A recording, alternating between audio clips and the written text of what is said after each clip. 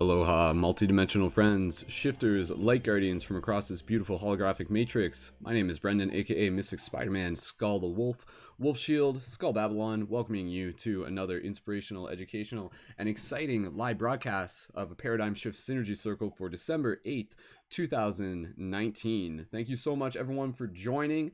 As I said, we are just going to get things right into the discussion here for tonight's broadcast after we do a quick little bit of an introduction for those of you who may be new, for those of you who may be tuning in and would like to know a little bit more about what we do here through our synergy circles. So Paradigm Shift Central, as a quick introduction, is about building a team of conscious creators and leaders and coming together to be able to help create conscious media and to be able to help create physical community events and going out and engaging and changing the world and planting seeds and spreading kindness and using creativity to be able to help assist and accelerate the shift in consciousness. So if you are someone who is here to help make a difference in the world, if you're someone who is here using the power of the heart, if you are someone who is using the power of compassion, and you are here to be able to help inspire others, then you are a shifter, as in a paradigm shifter, also known as a light guardian, whatever name you want to go by. Welcome, and welcome to what we are building here as a team and as a community. So if this is your first time here, do us a favor and be sure to check out our new Paradigm Shift Central team Instagram page over at instagram.com/Paradigm Shift Central, but add some dots after paradigm and after shift, and I'll post a link for that into the YouTube chat as we get going, as well as explain a little bit more about what this project is about and of course how you too can be involved and what to be able to expect from tonight's broadcast. So if you're tuning in on Instagram, please feel free to jump over to the YouTube link, if you're tuning in on Instagram, click my bio link to join in on YouTube. If you're on Facebook, feel free to jump over to YouTube or stay on Facebook, whatever works for you. And before we go a little bit further, I just, of course, want to take a moment here to acknowledge who we have with us during tonight's broadcast. We have myself, Brendon, and we have Sam and Jacob and Vanessa and Justin. And I just want to be able to invite everyone here to be able to gently unmute their microphones and send some love to all the people who are tuned in tonight. So everyone's just gently unmute your microphones and go, thanks for joining.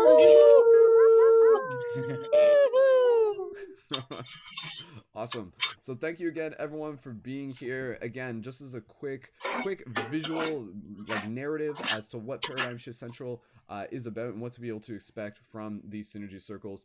Paradigm Shift Central is a portal for conscious creators and leaders, and we help feature and curate content that is being created by people with the intention to be able to help shift consciousness, to encourage open-mindedness, to be able to help spread ripples of compassion, to be able to help reconnect people with the wisdom of their own heart, to be able to help assist in the spiritual awakening, the metaphysical wave of awareness that is moving through the world right now. And so when we do these broadcasts, it is us coming together to be able to share wisdom here at the circle. And I like to be able to invite people to kind of hold that vision of almost like the Arthurian round table legend, where we come together as individuals, as individual leaders who are here making a difference, to be able to talk about the ways of how we're making a difference, content that we're creating, things that we might be working on, free hugs that we might be doing, and encouraging you, the viewer, the audience, a member of our team and a community, to continue to carry that ripple forward, to continue to carry the shift with you further and further and further, and for us to just cultivate inspiration simply by sharing our story,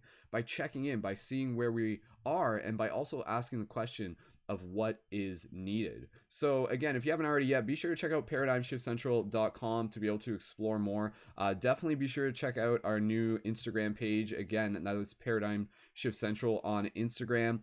And as well, you can support the broadcast through Patreon, which is patreon.com/Brendon Culleton. And through supporting on Patreon, there's a lot of cool, awesome rewards, such as the option to be able to be involved with the community as a leading member, which gives you the option to join on air for these broadcasts, to be able to have access to more of our private Discord chat server. But the public server, you're welcome to join, and that link is in the YouTube or in the info for this video in general. And also lots of other options, such as items that you can get from the Quest item shop with discounts, and to be able to work alongside myself as a conscious media curator, to be able to help feature your content and to be able to help you publish through the website and through the community, and also to be a consultant to be able to help assist you in creating content. So if you're someone who is interested in making videos, interested in spreading their voice, interested in inspiring other people, maybe you already have an Instagram page, maybe you already have a YouTube channel and you're looking to reach a wider audience, be sure to connect with us. Step one, follow us on Instagram if you aren't already yet. Leave a comment wherever you are. Join our team chat. Check out our Patreon, and that's how you can get synced up further. And we've been doing this project for about 10 years. And again, with this broadcast, with this synergy circle, framing it around the theme of synergy, to be able to cultivate our energies together, to be able to check in, to be able to inspire, and then from there to continue to move out into the week ahead of us. Like, I love being able to do this on Sundays because like it's literally that nexus point of, you know, the story of one week ending, but then we kind of come together and we check in and be like, okay, like what do we need to do? What do we got to do for this week? What are we excited to be able to create this week? And that's a beauty with where we are right now, is the idea that every single day, every single week is an opportunity for us to be able to help plant more seeds, to be able to help inspire more people, and to be able to help grow as a team together. So I'm super excited to be able to have everyone here as a team of shifters, as light guardians. And so from here, we're going to go around the talking circle and just share some general updates. And I'm going to just go over some really, really exciting updates within the project, and just to be able to like create like a general tone. Sometimes when we do this broadcast, the energy is like always going to be relative to where we are at in the cosmos. And for tonight, we're going to keep things relatively simple and concise, meaning this won't be a 3-hour broadcast. And I know some of us are pretty tired after a busy weekend, and I myself, I'm just going to kind of give myself permission to kind of bring myself into a little bit more of like a slower cadence, a chill vibe, but with that bringing in the presence that is always valuable in a discussion like this, to be able to again check in with our hearts, to check in with our excitement, to be able to be present with each other, and to be able to be present for the story that we are creating together as a team. So I'm just going to take a deep breath here and invite everybody to just bring themselves into a brief moment of gratitude with me. And we're just going to shift things up and get nice and chill and relax. And thank you again for bringing us with you on your journey. And thank you for being here at this round table together. So everyone, just go ahead, take a nice gentle breath and just connect with your heart. And just connect with that sense of gratitude. Whatever you're feeling right now, just give yourself permission to feel that. Meaning wherever your energy levels are at, if you're feeling like your body is just kind of, hey, I just need to chill out. Maybe you're already on the go, whatever feels good for you, but just give yourself that permission. And so just allowing yourself to feel comfortable, to feel open, to feel excited about what we were doing here together as a team. Just the idea of so many people who are passionate about helping change the world coming together during these broadcasts, during these synergy circles, to be able to help tell our bigger story, to be able to help inspire one another. So let's take 1 or 2 more breaths here. Honoring the creator inside each and every one of us, our ability to be creators, and stepping into our role as real world superheroes, people here who are helping inspire the superhero in others. Beautiful. Awesome. When you're ready, gently just open your eyes, bring yourself back to the space around you. Beautiful. All right, before we get going, I just want to be able to double check. For those of you in the YouTube chat or any of the chats, please feel free to just drop an 1111 to make sure that you can hear me okay and the audio is sounding good. That's always good to be able to confirm. And again, please feel free to keep commenting as the broadcast unfolds, and we will respond to your comments there. And give me 2 seconds. I am just going to click a button, and you might lose my sound for a second. And okay, good. It's still good. All right, cool. Okay, so we'll go around the circle, and I'm just going to start off just by, again, talking a little bit about some updates in terms of what I've been working on a lot for the past several weeks. That has been really, really, really exciting for the team. And again, a big part of that has been the focusing on the Paradigm Shift Central team Instagram page. So the Paradigm Shift Central team Instagram page is something that I originally began working on almost a year ago, and it was one of those things where there's kind of a gestation process and things just needed to unfold at the right time. But the vision of it is a really, really powerful vision, and we've created momentum over the past couple weeks, and we are now up to over 1,000 followers on the Instagram page. And the basic vision behind the Instagram page, in addition to me telling you about it, I highly suggest you just go look at it. And I posted the link into the Facebook chat and into the YouTube chat. But the basic vision behind the team Instagram page goes back to me asking that question of what is needed. And a big part of that was, okay, how do I help my friends get their content seen by more people? And that is essentially what Paradigm Shift Central is in itself. And now we've basically kind of like mimicked that intention of what Paradigm Shift Central is as a website, specifically on the platform of Instagram. And basically what we're doing is every day we're putting up 3 featured posts of a specific creator from within the community that is designed to direct the people who are seeing those posts directly to their content and their profile on Instagram. And so this is really, really cool, and it's really powerful, and it's working, and it's a very powerful visual for people who are landing on the page to see this tower of different creators who are being featured. And for someone who maybe, this is kind of the vision, for someone who may be new to a lot of this paradigm shifting content, what they can do is literally land on this Instagram page and get connected with like a good collection of creators that are, again, people that I've had the fortune of getting to meet over the years, leading members within the community, people who are, already been creating YouTube channels for quite a while, as well as people who may be fairly new to the process of conscious media creation. And so the basic vision behind this team Instagram page, just again telling you so that you can kind of see where we're moving towards, and to be able to celebrate the success, is that we continue to grow this team Instagram page so that as we do this, as the page grows, the collective audience for anybody that we feature through the page also continues to grow as well.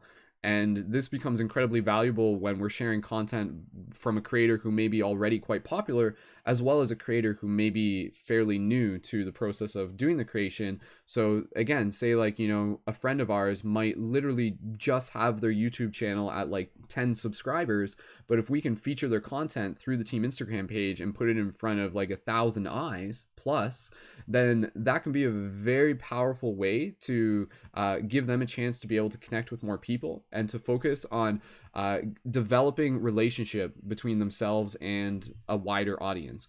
And that's essentially part of the vision here.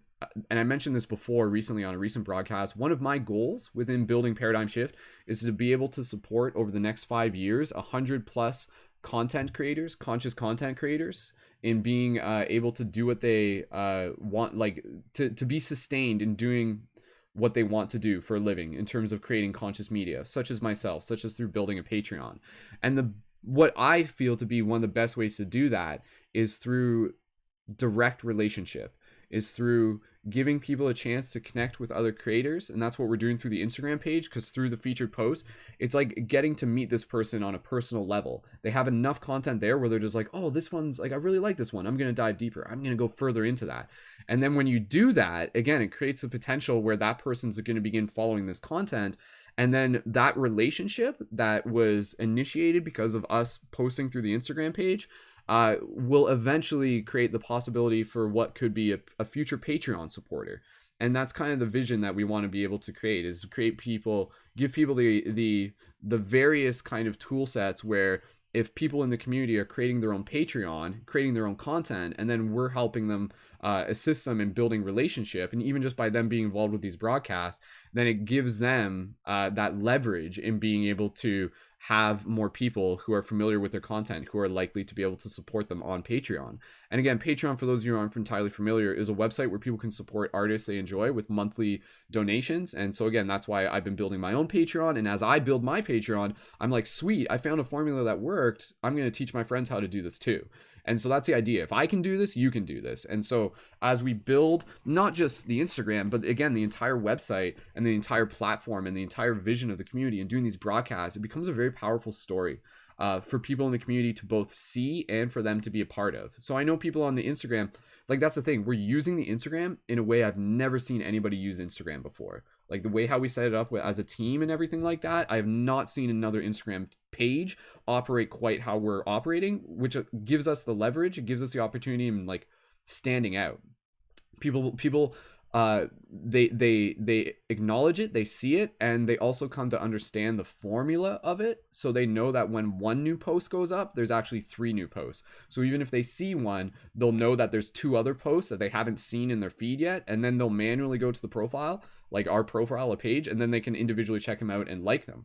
So for those of you who are following on Instagram, I encourage you to do that. When you see, like, expect that. Usually between like 3 and 5 is when I put up a featured post, Monday to Friday, and then like Saturday and Sunday we do like additional posts. But keep an eye open for that and engage with it, and you can help us. And I'll just say this, and I'll kind of wrap up this topic. Help us get more people connected to the Instagram, because through the Instagram they get connected to the project, and they even get connected with these broadcasts. Another thing I'll just mention briefly, but I'll talk a little bit more later, they get the chance to tune in for our global meditations, and the next one I'm going to be doing is December 12th, so this week. So that's actually big news, because that's like a big like 12/12 portal, and it's also the full moon, so people kind of are pretty excited about that. So again, by them connected to the Instagram, it also leads them into much more of the project, such as the meditations, the Patreon, the Synergy Circle, the chance to work with us as a team.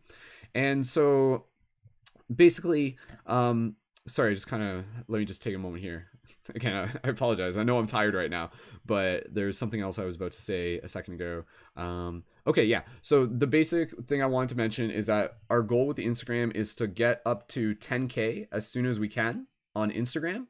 And once we get up to 10K, then we can unlock additional features, such as the swipe up feature on the Instagram page, which is valuable because once we get there, then we're going to start moving more into the publishing of content to the website and linking that into the Instagram. And that's going to be something we'll be talking more with individually for the leading members. But for those of you in the general public, in the new year of 2020, we're going to be like helping focus more on content creation that's going to be published through the main website. So that's what will happen. So like people will be publishing blogs, videos, and things to the main website, and then what we can do is we can relay that through the Instagram audience, and that's how the people will find out about the content on the website, is through the Instagram. So you can see how the Instagram is a very powerful portal that's leading people back to the website. It's leading people back to the Patreon. It's leading people back to the entire network of creators that we're creating here.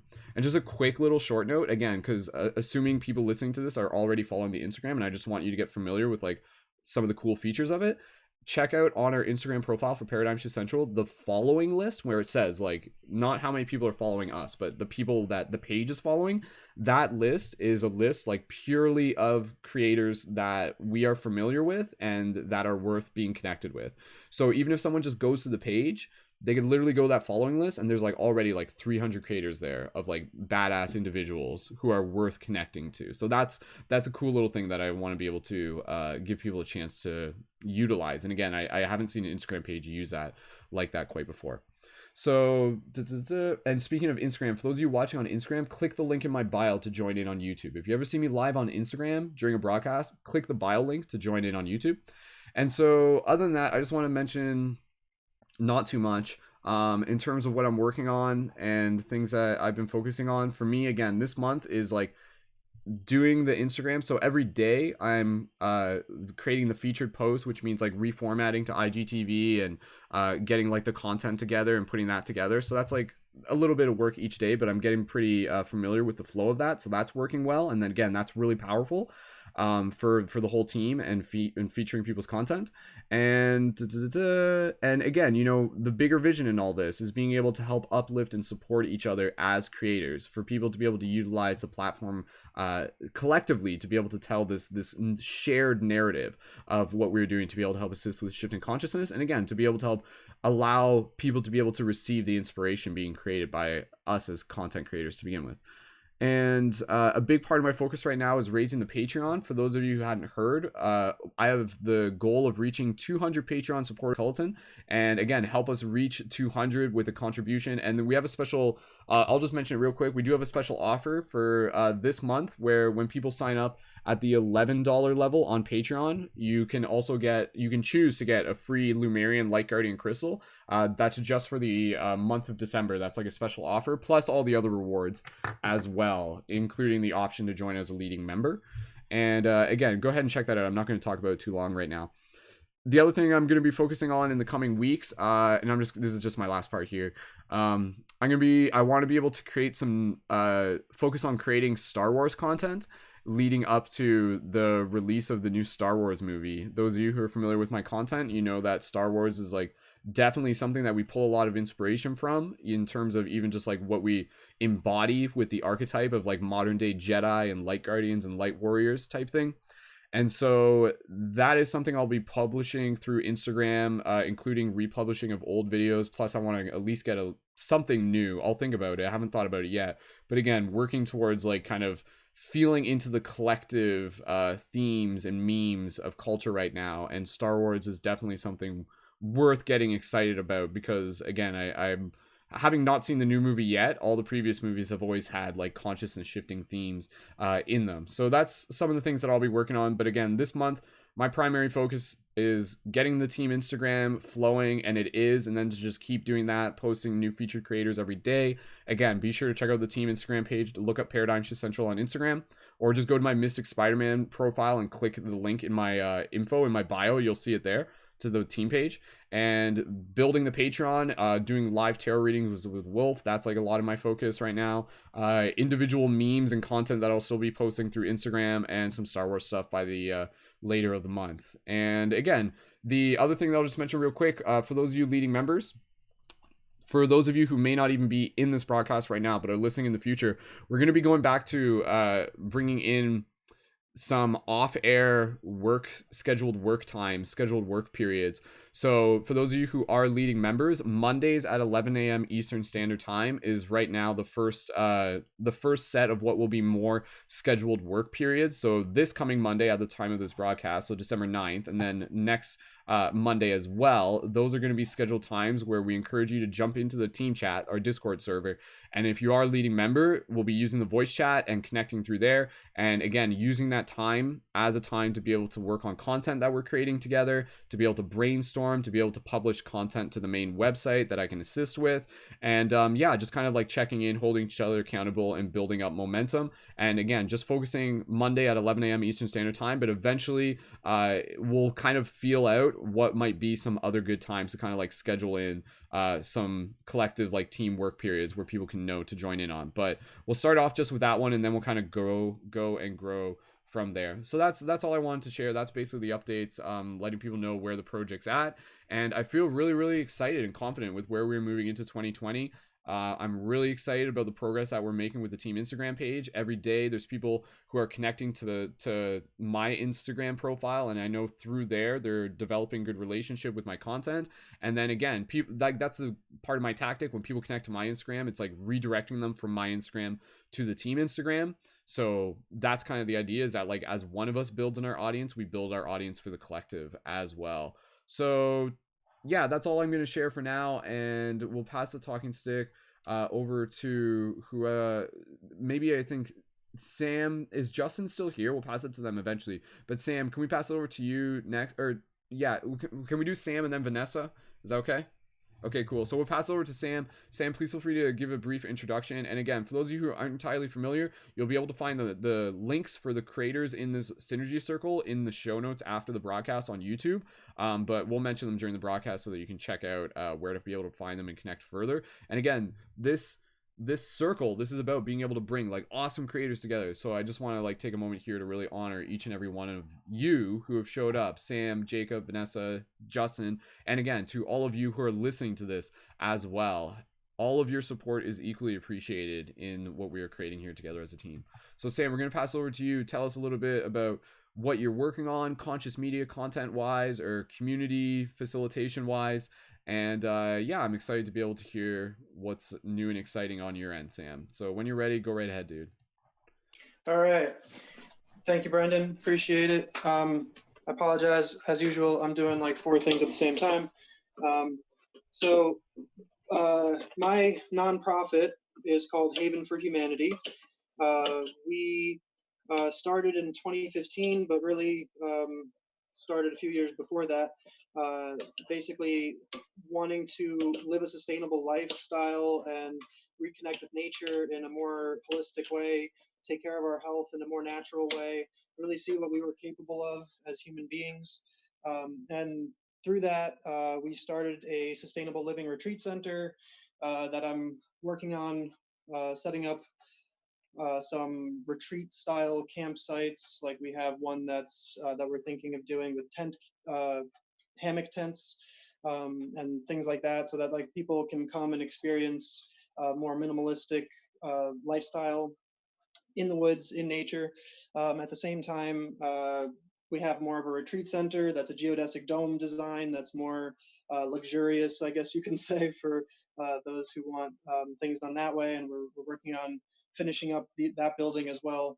Um, and then we have the biodome, which viewers were talking earlier, that it grows food all year round and is designed to grow algae to utilize as bioenergy, as biofuel, um, so that we can run the whole facility off of our own biogas, off of our own electricity, and show people how to do this because it is a learning center. We are an educational nonprofit, so we decided that we're going to start by creating learning centers where people can come and learn like a holistic side of things and not really the normal K through 12 education or science technology education that we have going right now. And then we opened an additional learning center called Fairhaven Pharmacy, which is a food learning center, food and lifestyle products. And we're trying to make the best products that are on the market today for our health, for the planet's health, for the community's health, eco-friendly products, healthy products, more accessible and more available. And we're trying to teach people about those products as well. So that's our second learning center, just opened up. We opened a third learning center called Healers Haven, that basically trying to get holistic healers to kind of break down some barriers to those holistic healing practices, uh, teach people about it without having to make any commitments to services and things like that. So we're working on renovating the building. We just got access to the building, so we're working on renovating the building to turn into that community space to have these holistic healing events. And then the fourth kind of aspect is the Haven for Humanity, doing the social media part of it, recording and documenting everything that we're doing, and inspiring people to do similar things in their communities and their lives. And that's kind of what I've been working on more recently, and trying to really nail down a strategy for, so that we can go into 2020 with a good media content strategy to kind of document what we're doing and inspire more people to do similar things. We do a lot of community events. We kind of have like a three-stage process. So we created learning centers, then we do community events, and then we do the online content documenting everything and kind of inspiring and educating about what we're doing and why. So we're on that third step now. We do a lot of community events. We've created 3 learning centers now. We're still, getting them kind of off the ground, but they are here. They're providing for the community. People can come visit. So if anybody's interested in sustainable living or healthy food and is in the New York area and you want to, check us out, havenforhumanity.org, or Haven for Humanity on Instagram. We also have Fairhaven Pharmacy on Instagram. That's FARE Haven, and pharmacy spelled FARM. Um, so yeah, just going to be doing more of that as time goes on. That's kind of where I'm at right now. I really appreciate having a community of creators to bounce ideas off of, and because I'm going to be heavily utilizing you guys very soon. Right on, Sam. Congratulations, dude. Sounds like things are continuously picking up, and Oh, there's always like more momentum that you guys are making. So that's awesome, dude. And there and I is. want to, yeah, I just to kind of again like get more understanding of where things are at and where things are going. How is the like feedback and relationship going with the content that you're creating? Are you getting much like again like engagement with posts through your Instagram? Like do you feel that people are seeing them the way you want to be seeing them? Where do you feel you want to make improvements with your social media presence? I definitely want to make improvements. Although I grew up on computers and I do my own graphic design and I can do video editing and photo editing. I'm really like bad at the social media stuff. I haven't taken the time to really like learn the platform of Facebook and Instagram. Every time I try, it seems like something's changed and everything's different now. And it's just like I'm running businesses. I'm trying to do a lot of things at the same time. I don't have time to like relearn a lot of the little things that change all the time. And so I know that there's a lot I'm not utilizing very well. I know that there's a lot that I could be doing differently. And honestly, a big thing is that I don't really know what kind of content to make in terms of what we're doing, because we're doing so many different things. We have basically three pillars that we're working towards. We have holistic health and well-being, we have community health and well-being, and we have environmental health and well-being. So we do environmentalism stuff, we do community stuff, and we do personal health and well-being stuff. And I feel like every time I ask someone what kind of content they want, I get a different response, and every response I get requires planning and strategy, and creating like a theme for it. So yeah, I definitely would like improvements, and don't really know how to do that without some help from people who know more than me. Yeah, I think again, like when it comes to media, sometimes less is more. Yeah. Quality over quantity, but then also quality with quantity and the consistency. Um, I would in order to be able to give you full feedback, I would have to do like a full assessment of just taking a look at your posts, because I mean I've seen them, but to be able to dive deeper on them. And I'm just looking at the Haven for Humanity Instagram right now at the moment. And let me just see. Um, yeah, again, I think in this case, I think a lot of it is just probably the fact that there's a lot of people in your community who are not connected to the page yet. So I think again, like with Instagram, one of the most powerful things that you can do is direct messaging, Mm. strategic direct messaging, and providing people value. So maybe again, I know you were talking before, and just checking back in on this, you were talking about doing some like podcasts and some interviews, Yep. giving the community a reason to kind of like know what content is coming through the pipeline of what you guys are creating, and knowing that they can find it through the Instagram page on like maybe like a semi regular basis, between individual posts. So like having something related to the interviews and stuff. But again, just give me a quick insight, and we'll pass the talking stick around in a minute. But I just wanted to be able to get a better understanding. You had talked about doing a podcast a while back. Is that still something that's on the table? Yeah. Yep. We are just trying to create some sort of um, like we're trying to come up with themes, and then different like we want to make sure we can make at least 5 to 10 episodes before we start, so that we actually have like enough content to like you said, like give people what to expect next week, sort of deal. So yeah, we're Yeah. working on the podcast.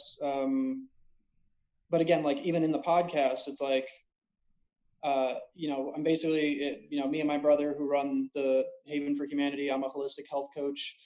He's a fitness expert. We're both philosophers. We both environmentalists. So we're both very knowledgeable on these topics and can talk. Like, I'm not sure if we should do more of like a Q&A sort of thing where the community can um, send in questions and we can talk about it on air.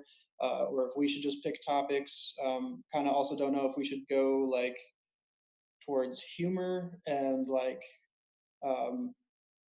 because again with like education, when you say the word education, people kind of tune out.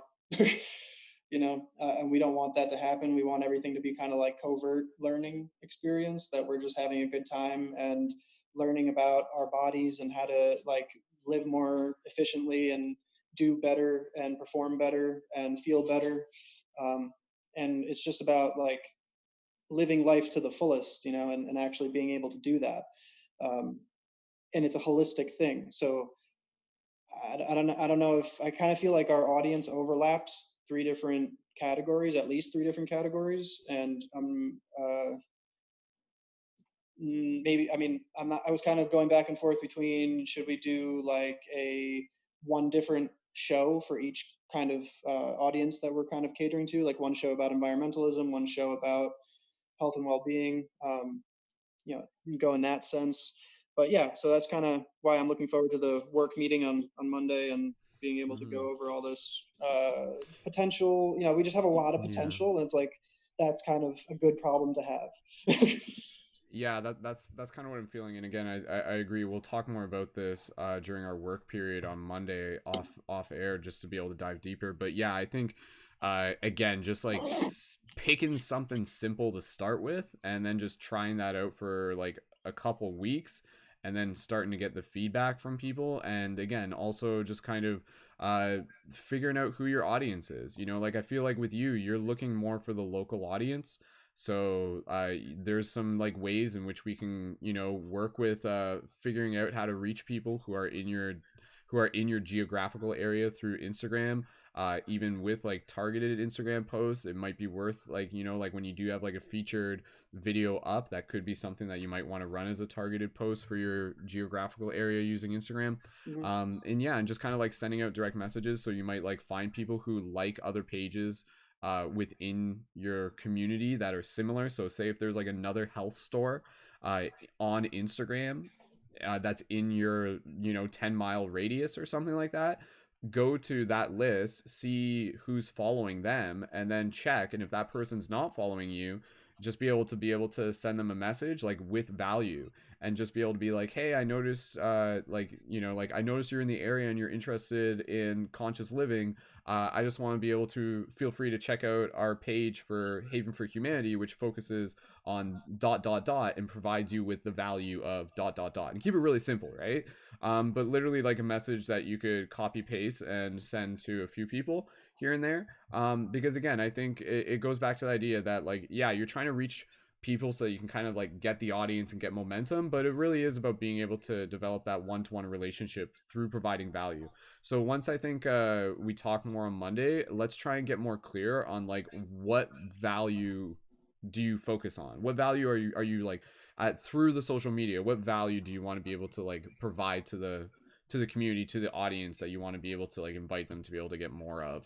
And that again kind of goes in like what are the bigger goals, right? Like we're not just like building social media aimlessly, but like we're building our social media presence so that they become familiar with you, so that maybe they take your courses, and so that they come out to your events. And I feel like that's kind of ultimately like what you want. Like the social media presence is a heartbeat that helps create more of the support needed for when you're doing like the local events and the teaching and the workshops. Am I fair to say that? Does that make sense? So yes, so we've done like a values exercise to like break down what kind of things we're trying to offer and when and why. But basically, we do want to have events. We do. I do offer like private one-on-one coaching, but honestly, the idea is to be able to grow some sort of a like a donor base uh, through our content. Basically a So Patreon, create a like Patreon. yeah, Yeah. yeah, so that we Okay, so can we'll talk more about that then. Yeah. yeah, so people that I mean, like we yes, also to get people to our events and stuff, but we also want people around the world that want to support us to be Right. able to in some way or another, even if they're not Cool. local and we can't physically help them. That's kind of why we decided to do more social media content to begin with, because we wanted to branch Mm-hmm. out from our local community to the Okay, cool. global. Okay, cool. All right. Okay, let's definitely talk more about that later. And again, just to keep things moving, we're gonna pass the talk and stick around. But yeah, again, for that's kind of the beauty again. Like with anybody here, just kind of like play with that question of like, if I were to create a Patreon, what would that look like? What value would I be creating? What community would I be creating? And like, what rewards would I be providing? What story would I be communicating? So yeah, it's a very exciting thing to just kind of like, if you were to just ask that question to the universe, be like, okay, like I want to create a Patreon, what is that going to look like? And again, you're creating the Patreon so that you're building the fuel and the momentum, the foundations that's going to support you in creating more global impact. That's going to support you in being able to like do more community events and have like more of that intimate community that you're building. So yeah, I encourage everybody here who is again kind of feeling inspired to be a conscious creator to just know that Patreon, Patreon.com, is a great website that I highly encourage you to look up. and consider utilizing. And again, that's something that within our digital community here, I'm really adamant about being able to help like support other people in building their Patreon. And again, going back to the Instagram page, that's why it's about helping more people connect with your work and building relationships and things. Sam, I'm not sure if you dropped out. I think the connection might have. I think we might have lost Sam there temporarily, but that's okay. We'll get back to him soon enough. Vanessa, we'll pass it over to you. Can I get a thumbs up if you're ready to go? Okay, cool, sweet. So just as a quick introduction for those of you who may be new to this, Vanessa has been on the broadcast in the past, and she was a featured guest on an episode that we did of the Leading the Shift podcast, which will be resuming in 2020 as well. And very similar to what we encourage within the Paradigm Shift community relative to free hugs. Vanessa was doing her story of free hugs prior to us even meeting. So naturally, when we synchronously crossed paths on the internet, we were just like, oh, this is great. We're doing like the same thing. Let's join forces and collaborate and help each other get our stories out there. So Vanessa, we'll pass it over to you, and if you'd like to share any updates on how the free hugging journeys have been going, and as well kind of how the social media journey of that sharing that journey has been going, and any future visions that you have in mind in terms of building your social media presence as well. So Vanessa, go right ahead. We'll pass it over to you, and welcome. And just check your microphone on the mute. No, is your, hold on.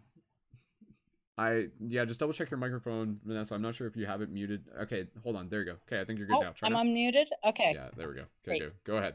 All right. Hey everyone. As Brendon said, my name's Vanessa. I'm in Scranton, PA, so I'm actually not that far from where Sam is, which is really cool. I just checked, and I haven't been able to get on many broadcasts, but honestly, Brendon, I listened to the gratitude broadcast last week, and I just felt so kicked open by listening to all you all talked about. It was really incredible. And many things. So yes, I've been on my main thing that I take my message to the world is through free hugging, and I believe in it. I believe in the power of touch and connection and letting each other know we're not by ourselves here. And it's a real way to reach across when people need it, even if they don't know they need it. And I've been doing free hugs for about 5 years, just at events on the street. Yesterday, I was in Philadelphia doing free hugs with a friend of mine at the Love Sculpture in downtown Philly. It was wonderful.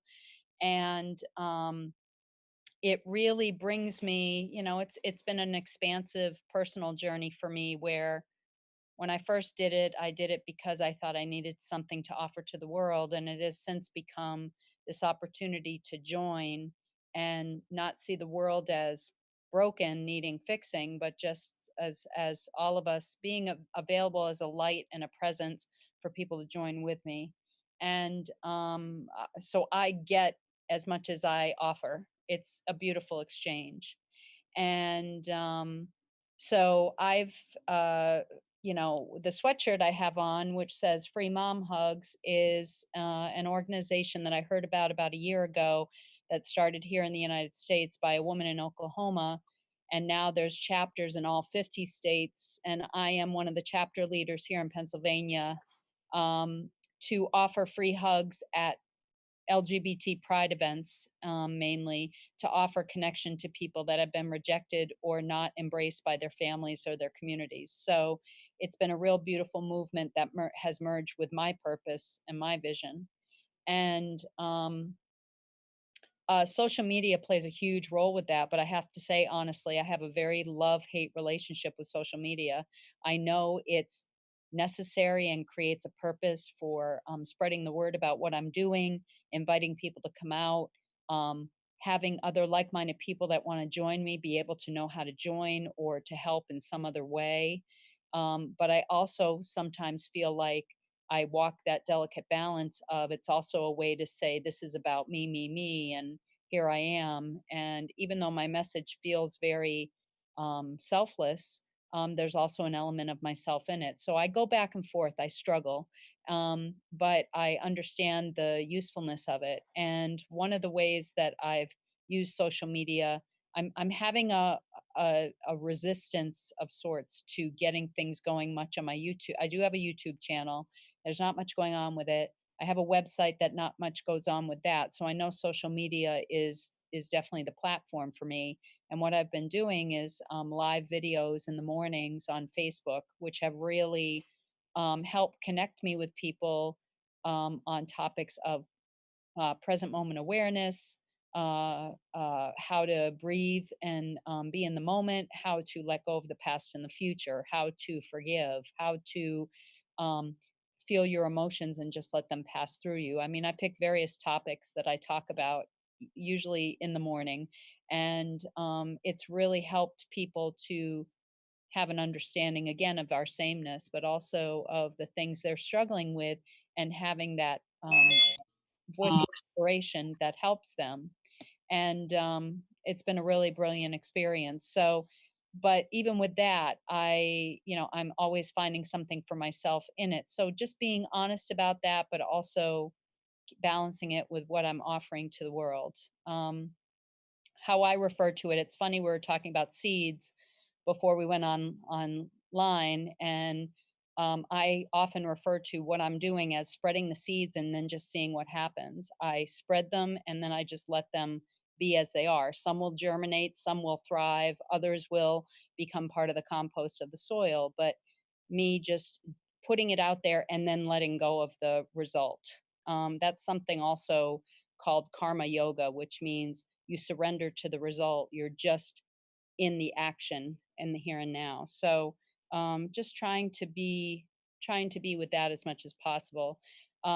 One of the biggest things coming up for me in 2020, Brendon is a part of this, hopefully, is that in my in my understanding about hugs and the purpose it serves for me, I also understand that there's many other people in the United States and Ontario and Quebec that are also offering free hugs and offering of themselves, all been motivated but for different reasons.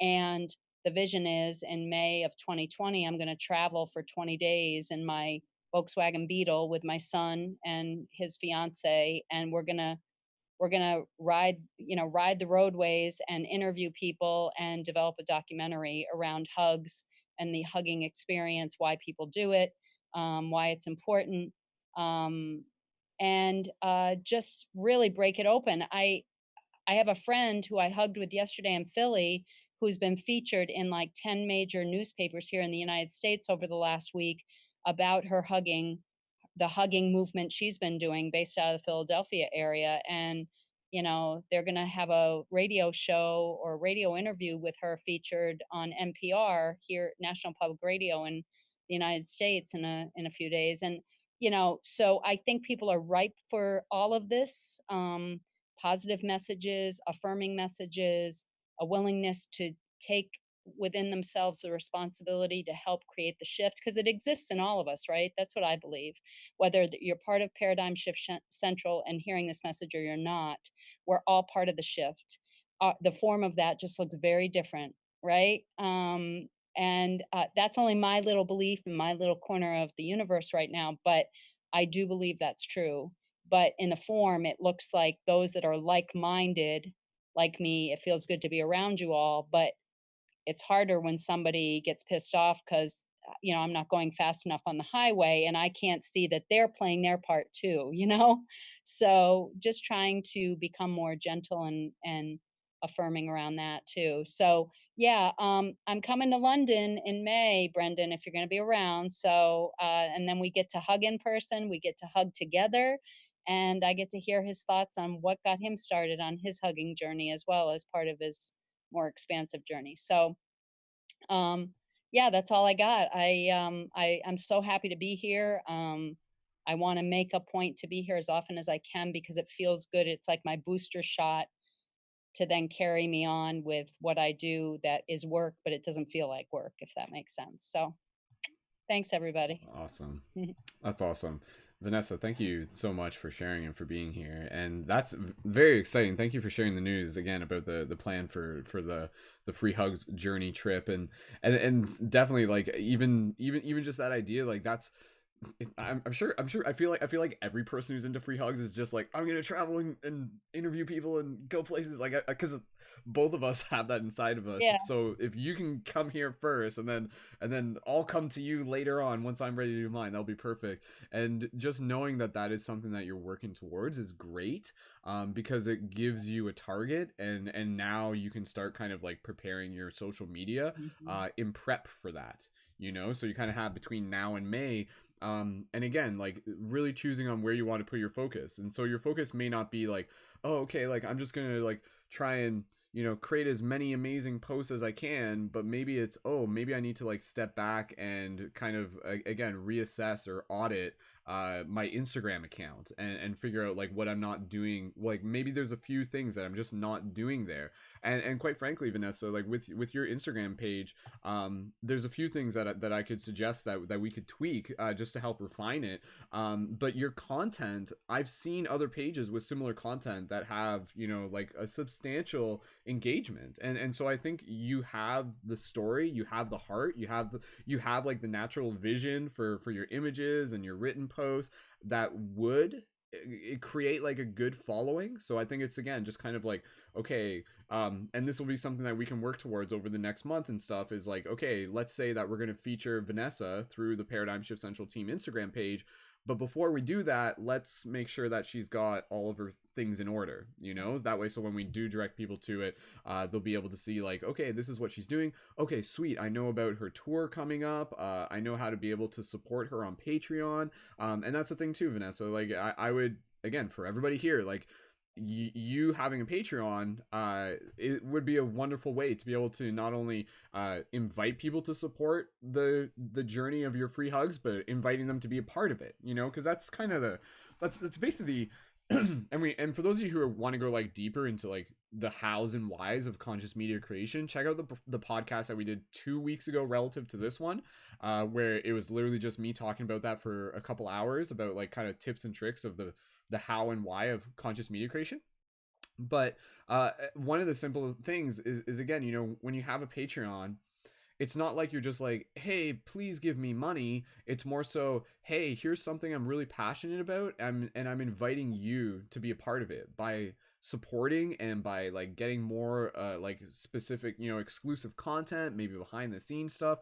And so that's things that we can kind of brainstorm, like what would be a cool way for you to set up a Patreon that wouldn't necessarily just be specific to your free hugs tour, but your free hugs tour would be a part of it. So that's kind of, instead of framing it just around that one project, you would want to frame it literally around you. And this is where, again, I know you were kind of saying the idea that there's a little bit of resistance to not wanting to be the star of the show type thing. But again, I think the way how I found to be able to kind of like shift out of that into a place of empowerment is thinking of yourself as a messenger, thinking of yourself as an ambassador, and also understanding that like you are your own brand, and you are carrying a story that's bigger than you. And I think I'm sure as you just communicate that authentically, people will get it, and I think that will almost be like said without needing to be said. You'll say it through your actions. You'll say it just through the verbiage that you're using within your post, and be like, oh, this is clearly about being able to spread inspiration and everything like that, so there's nothing wrong with being able to invite in a little bit more popularity, because that popularity yields success, and that success is the impact and the impression that you're making on other people, ultimately, again, kind of for them to be able to be like, oh, I can do this too. Or again, seeing your story and being like, oh, this is like a beacon of hope for me. And so each of us is going to kind of be like an individual like potential network that's going to be unique. So I'm sure in the same way I do free hugs and certain people resonate with my content and they see it and they relate, there's going to be other people who are going to see your content and they might, without it having to be a comparison thing, but they might just naturally resonate more with you, maybe because they see themselves in your story. So I'm thinking, again, like if there are other moms and things like that, they can be like, whoa, like look at this badass mom doing free hugs and traveling, like I could do that too, I'm a badass mom type thing, right? Whereas like for me, other people would be like, oh, here's like this young nerdy spiritual guy who's doing free hugs and making it look cool. Oh, I can do it, so each of us kind of invite in people who are naturally going to be able to see themselves in our story. And I think that's kind of a very important thing to keep in mind when you're telling your story, is that you're not just saying, oh, here's my story, but you're saying, here's my story, here's a story, I want you to see yourself in it. And so just keep that in mind, because I think, again, even with it kind of being like not explicit, the way people kind of digest it over time will just like naturally kind of like create that relationship where they're just like, oh, like they get excited about it because it feels like it's something that they're a part of. Yeah. So yeah, so Vanessa, I again, outside of this broadcast, I'd be happy to talk more about brainstorming, and I think a great place to start would just be us chatting a little bit about how we can refine your Instagram page and clean up your bio link and clean it, and I can teach you a little bit about, like how to utilize hashtags some more, and how to utilize like connecting links and stuff. So there's all sorts of stuff there that would definitely, again, the purpose of that would be, yes, to spread your message, but if you have that Patreon ready, then every person who's coming in, you also create the invitation for them to support something awesome that you're creating that's going to be impacting thousands and thousands of lives as well. So yeah, I think just kind of, again, admitting that there's still things you're learning is part of the learning experience, and that's where I'm happy to be able to help point you in some directions. And yeah, I've always been a supporter of your story, and I think you have a lot of great content and you're a wonderful voice, and I think with a few tweaks, it'll be very exciting to see people getting more involved with your story, and then just seeing like how big we can grow that without it having to be overly complicated. Right. Because I think that's the thing. It's like, okay, I'm not a super techno person, but how can we set it up simple enough so that it's been optimized, and then I can keep it simple and it's running through that optimization. And that's where I think, again, you're focusing on the content, but the optimization hasn't fully been tweaked, so that audience isn't growing, probably. Like that engagement hasn't grown kind of past like a certain threshold. But once we make some tweaks, that will help more people get in touch with you, and again, connecting to the Patreon. So yeah, but again, I'm really excited to be able to see and support what you're creating next, and thank you again for all you're doing, Vanessa.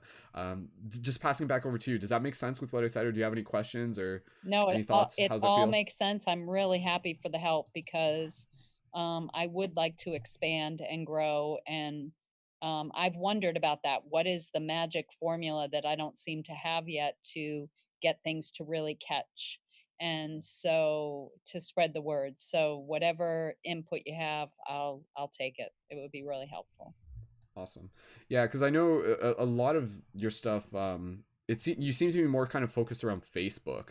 So I think once we can kind of like make it so that your Facebook and your Instagram are connected. Are they already connected? Is that already when you post to Instagram? I'm Does it go not through your sure. Facebook? I don't. Oh no, Yeah. that does not happen. Yeah, so that's a simple thing where like you could literally post through Instagram and it goes right to your Facebook. So it's not, you're cutting your time in half just by Yeah. doing that. Okay. So yeah, we'll talk more about that later. Vanessa, is there any other updates or just any gratitude you want to express or message you want to share for the people tuning into this?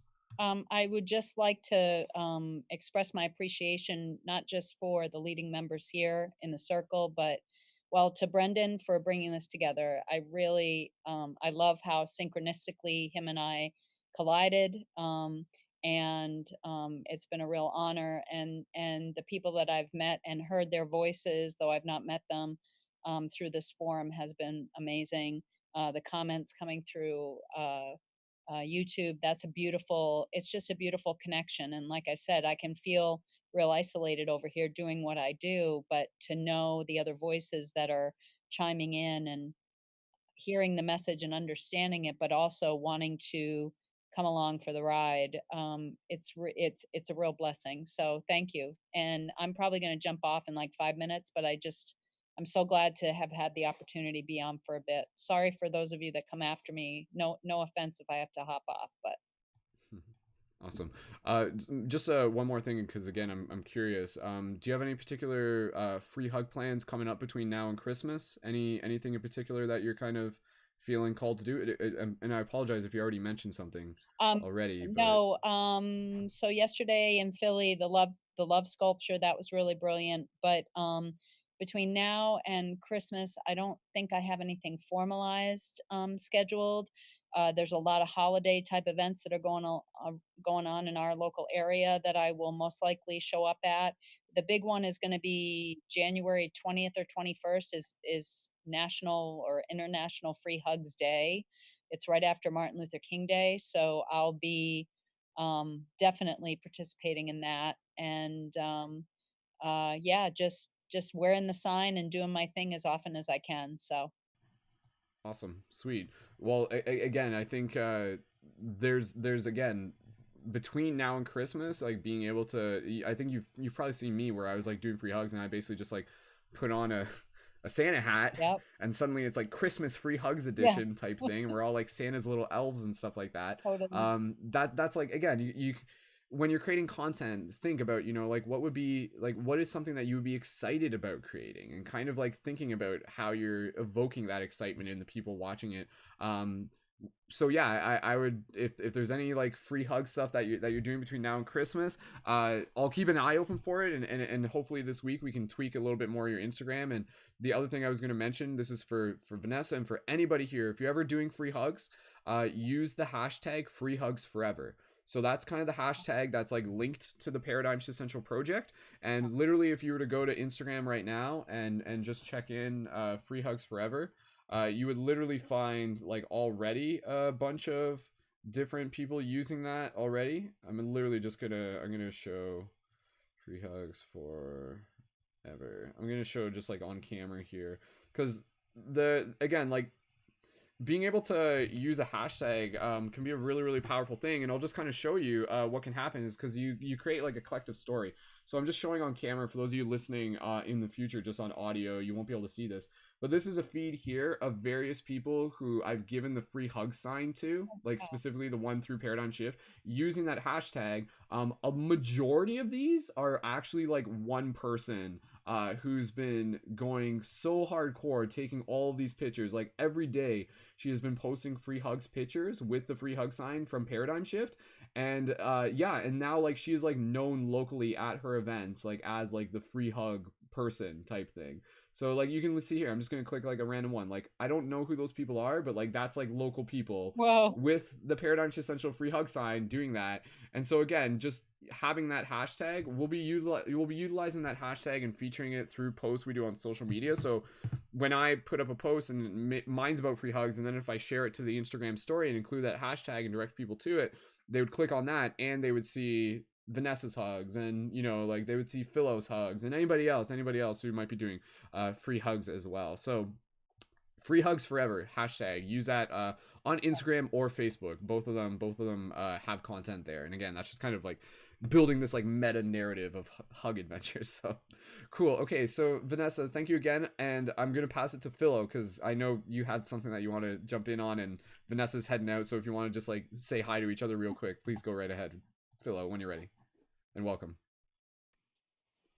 All right, hello everyone. My name's Philo, rhyming with Willow, and I've actually been watching the broadcast since it started. Basically, I was just finishing up some stuff and making dinner, so tuned in with everything that's been shared so far, and just want to say thank you to everyone that's shared so far. Some really wonderful insights and stories, and Vanessa, I just sent you a friend request because I actually live in Pittsburgh, Pennsylvania, and I've been a community organizer here for about 10 years. And there's a pretty awesome conscious community here, and we'd love for you to come visit sometime if you're doing a tour or something. We have a big summer festival. This is our 10th annual festival coming up this summer, and the projected date is July 11th. Okay. So if you wanna Putting it in my book. cool, yeah, we have a huge like free hugs, love and community here. I can post a link to like a little video. Our main event is called the Peaceful Gathering of Hands, and it's that the acronym for Pittsburgh is PGH. So we took that and did Peaceful Gathering of Hands. And basically the intention was to unify as many people as possible in a big circle, joining hands to bring diverse people from all across the city together to one big public park to unify, and network and collaborate. And it's been an amazingly beautiful journey these past 10 years. So we made a little documentary about it, and we also have like a little 2-minute promo video that I can put in the I'll put that in the little chat box.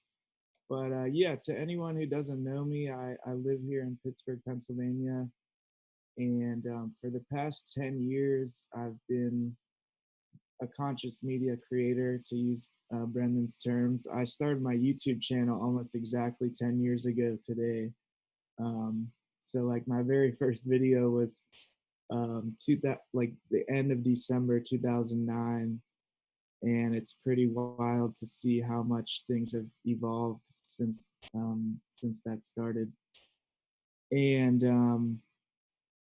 I really just feel optimistic about, as chaotic as things are in the world, like to see the amount of change that has happened in the last 10 years and the amount of people that have woken up and the amount of like consciousness shifting media that's out there in the last 10 years is just astonishing to like think about how much that has evolved and how much people are talking about so many issues and concepts that were just not in the public sphere whatsoever 10 years ago.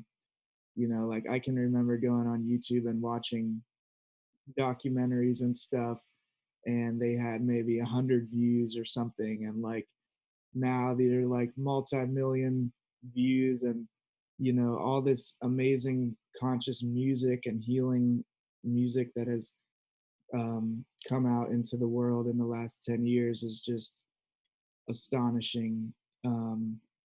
And yeah, I actually just started an Instagram page like last week because I just got a smartphone for the first time. But I've been doing Facebook and YouTube for quite a long time, and I do have, on the topic of like tips for content creators.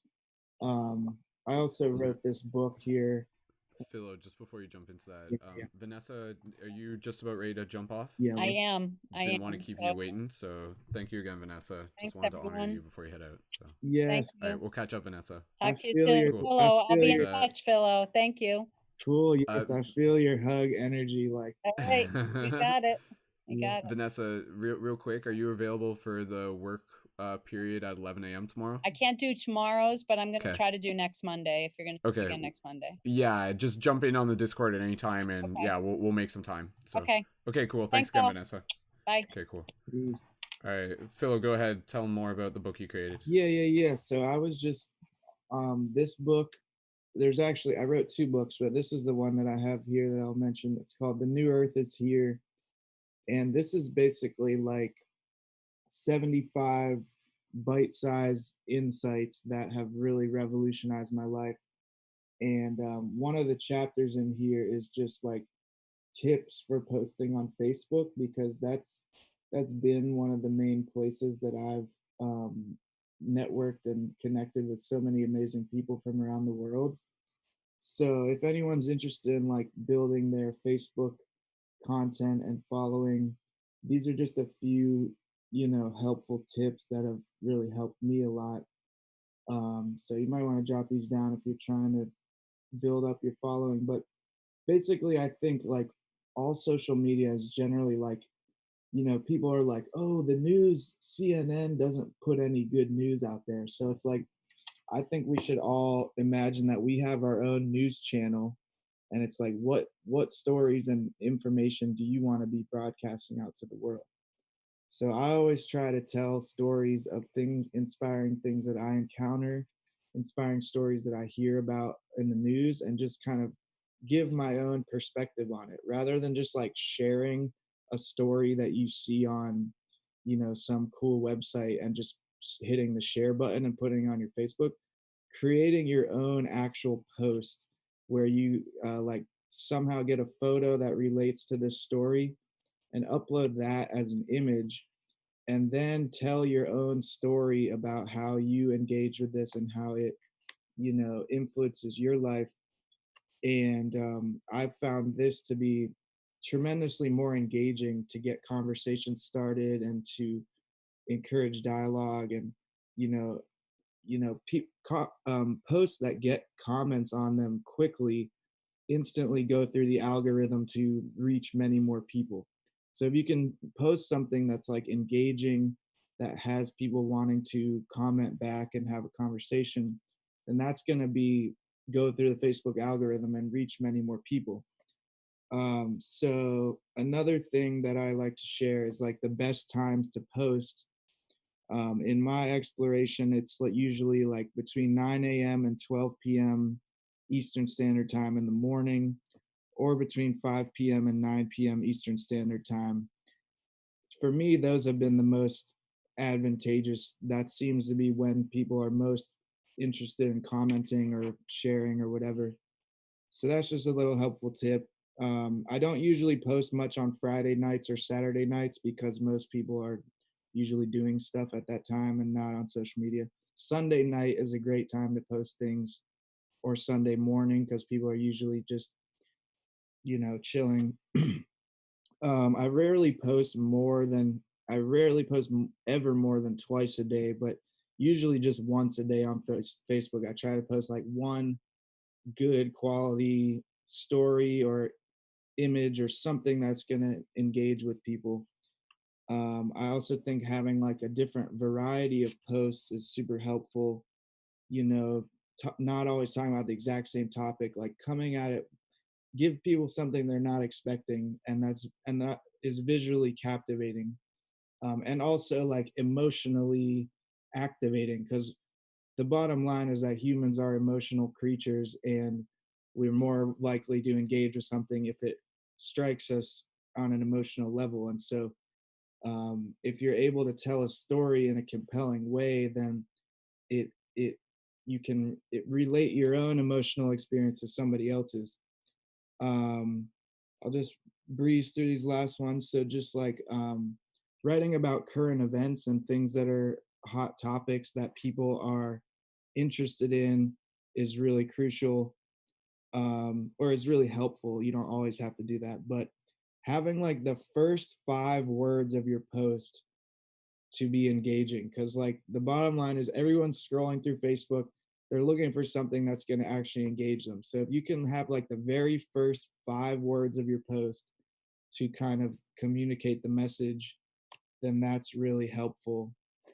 um and Radical honesty, so just like sharing your honest opinion, not trying to necessarily trigger people too hard, but like share your truth and own your truth, and then just be authentic. And that's what makes people want to engage with you, because you're a real person sharing your real perspective. And that's all the posts that have gotten the most engagement for me, is when I like really share from my heart and tell a story. And I always like to have like kind of a call to action, like, okay, this story happened, here's how you can channel this energy into some kind of form of action. Maybe you should learn about this issue, learn about the real history of Thanksgiving, learn about the conscious meaning behind Star Wars. Like, get some people so they're like, okay, I'm going to start learning about that, or maybe I'm going to start trying going barefoot on the earth every day, which is one huge thing that I advocate for. So just a call to action at the end of your post is really awesome. And then lastly, I'll just say like being non-attached. Like, you have to kind of post it, put a lot of love and energy into it, and then be like, okay, I don't care if anyone engages with this. Because if you're so like leaning forward, hoping that this and this and this happens, then you're bound to get let down no matter what. So I always just like post stuff. My hope is that it will at least reach like one person in a meaningful way. If it does that, then like my job is done. Everything else is just like a bonus prize. So I think that's really key of like being non-attached, being neutral, so that you can keep putting out stories and be like, I'm doing this because this is what I love, and hopefully it will help one person. And other than that, I'll let the universe work its magic. But I think, utilizing that formula is helpful. Good times to post, good storytelling skills, emotionally engaging, current events, all that good stuff. So that's a little helpful download I felt like sharing with the crew here, past, present, future, and super grateful to be on here. Again, Team Pachamama is a nonprofit that I helped start here in Pittsburgh. We do a lot of conscious community events. And our Facebook page, we share a lot of inspiring stories, music, art from around the world. And again, my name is Philo Lila. If you want to find me on Facebook, YouTube, Instagram, I just started my Instagram, so please follow me. It's What's your new Instagram? it's Philo Lila, so Okay, I gotta PHILO find that. LILA, and I've been making pretty much daily videos, just sharing little tidbits from my life. But yeah, I'm super grateful to you, Brendon. I was listening pretty much from the beginning. I heard your whole download of what you've been working on, and I think it's super awesome. And Thanks, man. I'm happy that many people are becoming more involved. So peace, y'all. Me too, man. Me too. Sweet. I'm looking at your new Instagram page now. Well, that's awesome. I'm happy to hear that you've got your own Instagram page, because that was one thing I was definitely like I was thinking about, because I knew you were managing the team Pachamama, but it's like, Yeah. where does Phil post on Instagram when he's got something that's a little bit outside the Pachamama but still, so it's good to have those separate channels, Yeah. because again, they're going to be separate content but still kind of part of a bigger content, and they can link back and forth. Yeah. That's cool, man. That's cool. I'm excited to be able to like brainstorm some more, and again, and now that you've got your own channel, we'll be able to have you included as a featured post within the team Instagram page once we feel that the timing on that is right, and Yeah. connect more people back to work. And again, just kind of going back to the same thing I've already mentioned previously with other people, with building a Patreon for yourself, has that been something that you've thought much about already? I have considered it, and I will continue to consider it. I'll have to meditate Mm, on it, but yeah. I like the concept. Yeah. Yeah, and that's what I'm saying. Like, I think a Patreon would serve you very well, in helping you serve more people. Because again, like as a creator, like what would it look like for Phil to be like a full-time creator, and for you to really just be like focusing on creating that quality content? Because I mean, being familiar enough with your content, I know that like your content is, again, it's similar to, like, I've gotten a lot of inspiration from your content, because it is very kind of like outside the box yet still grounded and still inspirational, with a message and a story to share. Yeah. And I think that authenticity is like super appealing right now. So Yeah. again, by being able to kind of help more people find out about you through the Paradigm Shift Central, like I think a lot of people would be very excited to dive deeper into your content, and again, to be able to help support it as well, man. It's Yeah. definitely something, a big shift in being a creator, I think, is just kind of like owning our value, Yeah. and being like, that's kind of like a little bit of a resistance or a hurdle that sometimes people within the spiritual community have a hard time processing. And maybe it's been because other people have shamed them for it, where it's like, this information should be free, how dare you inspire people and ask for money. I know. But again, it's time, it's value. And so for you, Phil, and for anybody here, when it comes to kind of thinking about your Patreon, it's like, what type of value, what type of high value skills do I have to provide to the community? What can that look like? What ways can I provide that? And again, even for you, Phil, this Philo, this can be stuff that we can Sorry, talk a little. Philo. This can, Phil's my previous incarnation. yes, and I caught myself on that. Again, for you, I think there's a lot of possibilities where, I mean, we can think more about it in brainstorming, but it's like, does Philo want to provide like one-on-one coaching? Like, Yeah, is that something that they would want to do? And I mean, you're already doing. I do that pretty often. Yeah, Actually, yeah. yeah. but I'm So- definitely going to step it up a notch in 2020. Yeah. Yeah, let's keep the brainstorm open. We'll do that more. Yeah, I think there's enough value that you have to be able to like formulate things into a nice package. And again, I think it's just kind of like getting the tactics in order and just kind of like tying up some loose ends and Yeah. polishing some things off and getting a clear vision on what the next steps are. So Yeah. but yeah, Thank you, and what it man. could look like in like a few months from now. But yeah, no, absolutely, dude. Thank you. Cool. Okay. Was there anything else in general updates? Because otherwise we can kind of shift into the next topic I was gonna move into. Yeah, general updates. Let's see here. Yeah, just lots of magic happening here in Pittsburgh, aka Peaceburg. You know, I vend at a lot of small events. You know, I sell my books and I sell different vegan foods, and these I also have these magical head and body massagers called these the octopus body massagers. So I share these at a lot of events like ecstatic dance and just small kind of artist showcase things. So that's been pretty awesome to just connect with new people. And it's really amazing. Like, you know, I've lived in the city off and on for like 10 years, and like literally on a daily basis, I'm like meeting new people who are like, oh, I'm interested in this. I want to get connected to community. I'm like, all right, here's 300, 400, 500 people that are all into this kind of thing. And it's just such a joy to be able to help connect people to community and host events.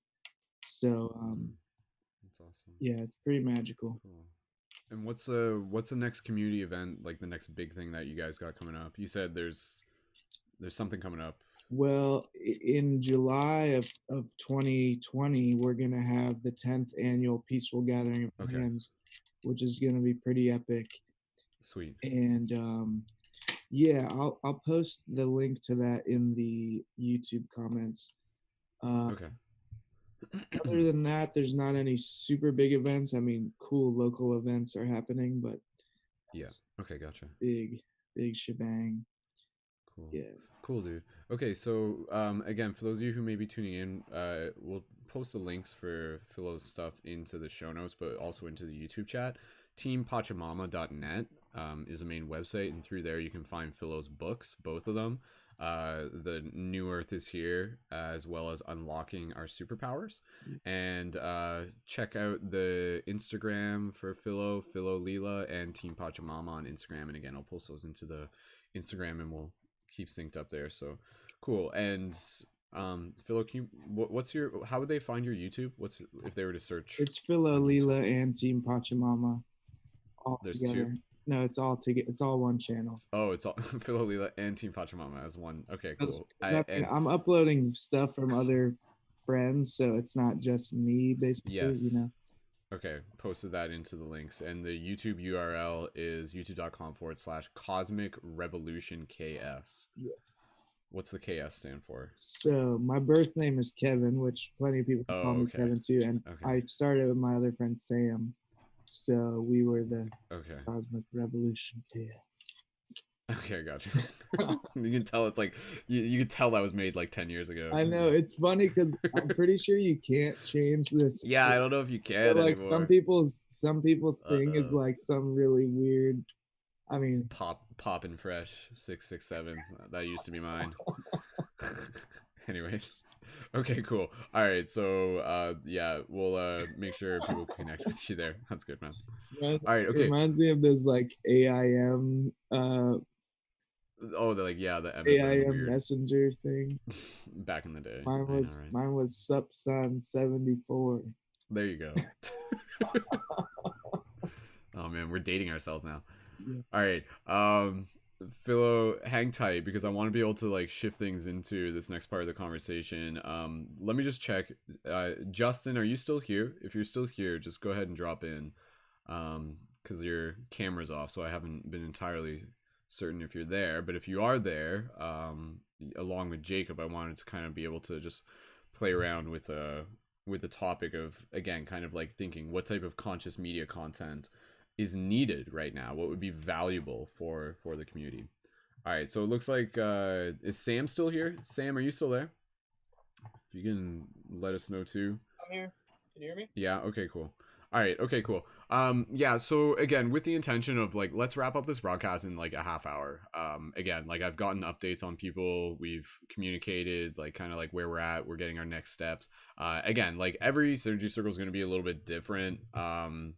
This one again is really just kind of like meant for updates and also again to be able to provide inspiration and a chance for the community to be able to connect. If anybody here in the Instagram or sorry in the YouTube chats, please feel free to leave comments expressing gratitude, and we'll read those on air.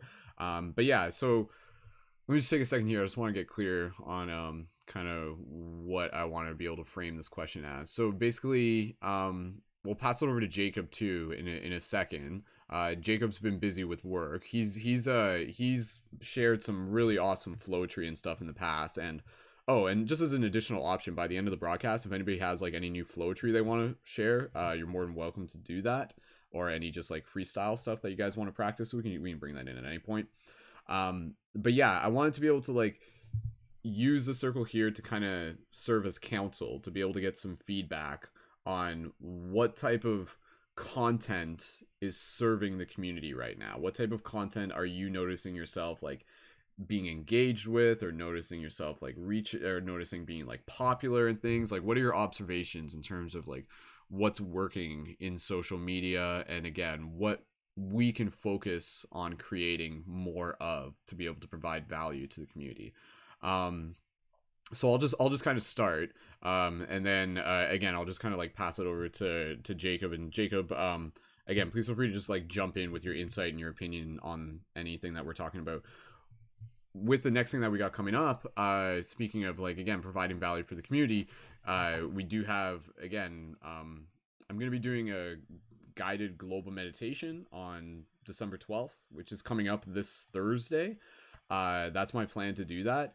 And I wanted to be able to like just give us a chance to talk about why are global meditations something that are like so valuable. Why? Because it seems that the community like really enjoys those. You know, they really enjoy this idea to kind of come together, to collectively be in this single presence, to be able to be a part of this story, to practice visualizing.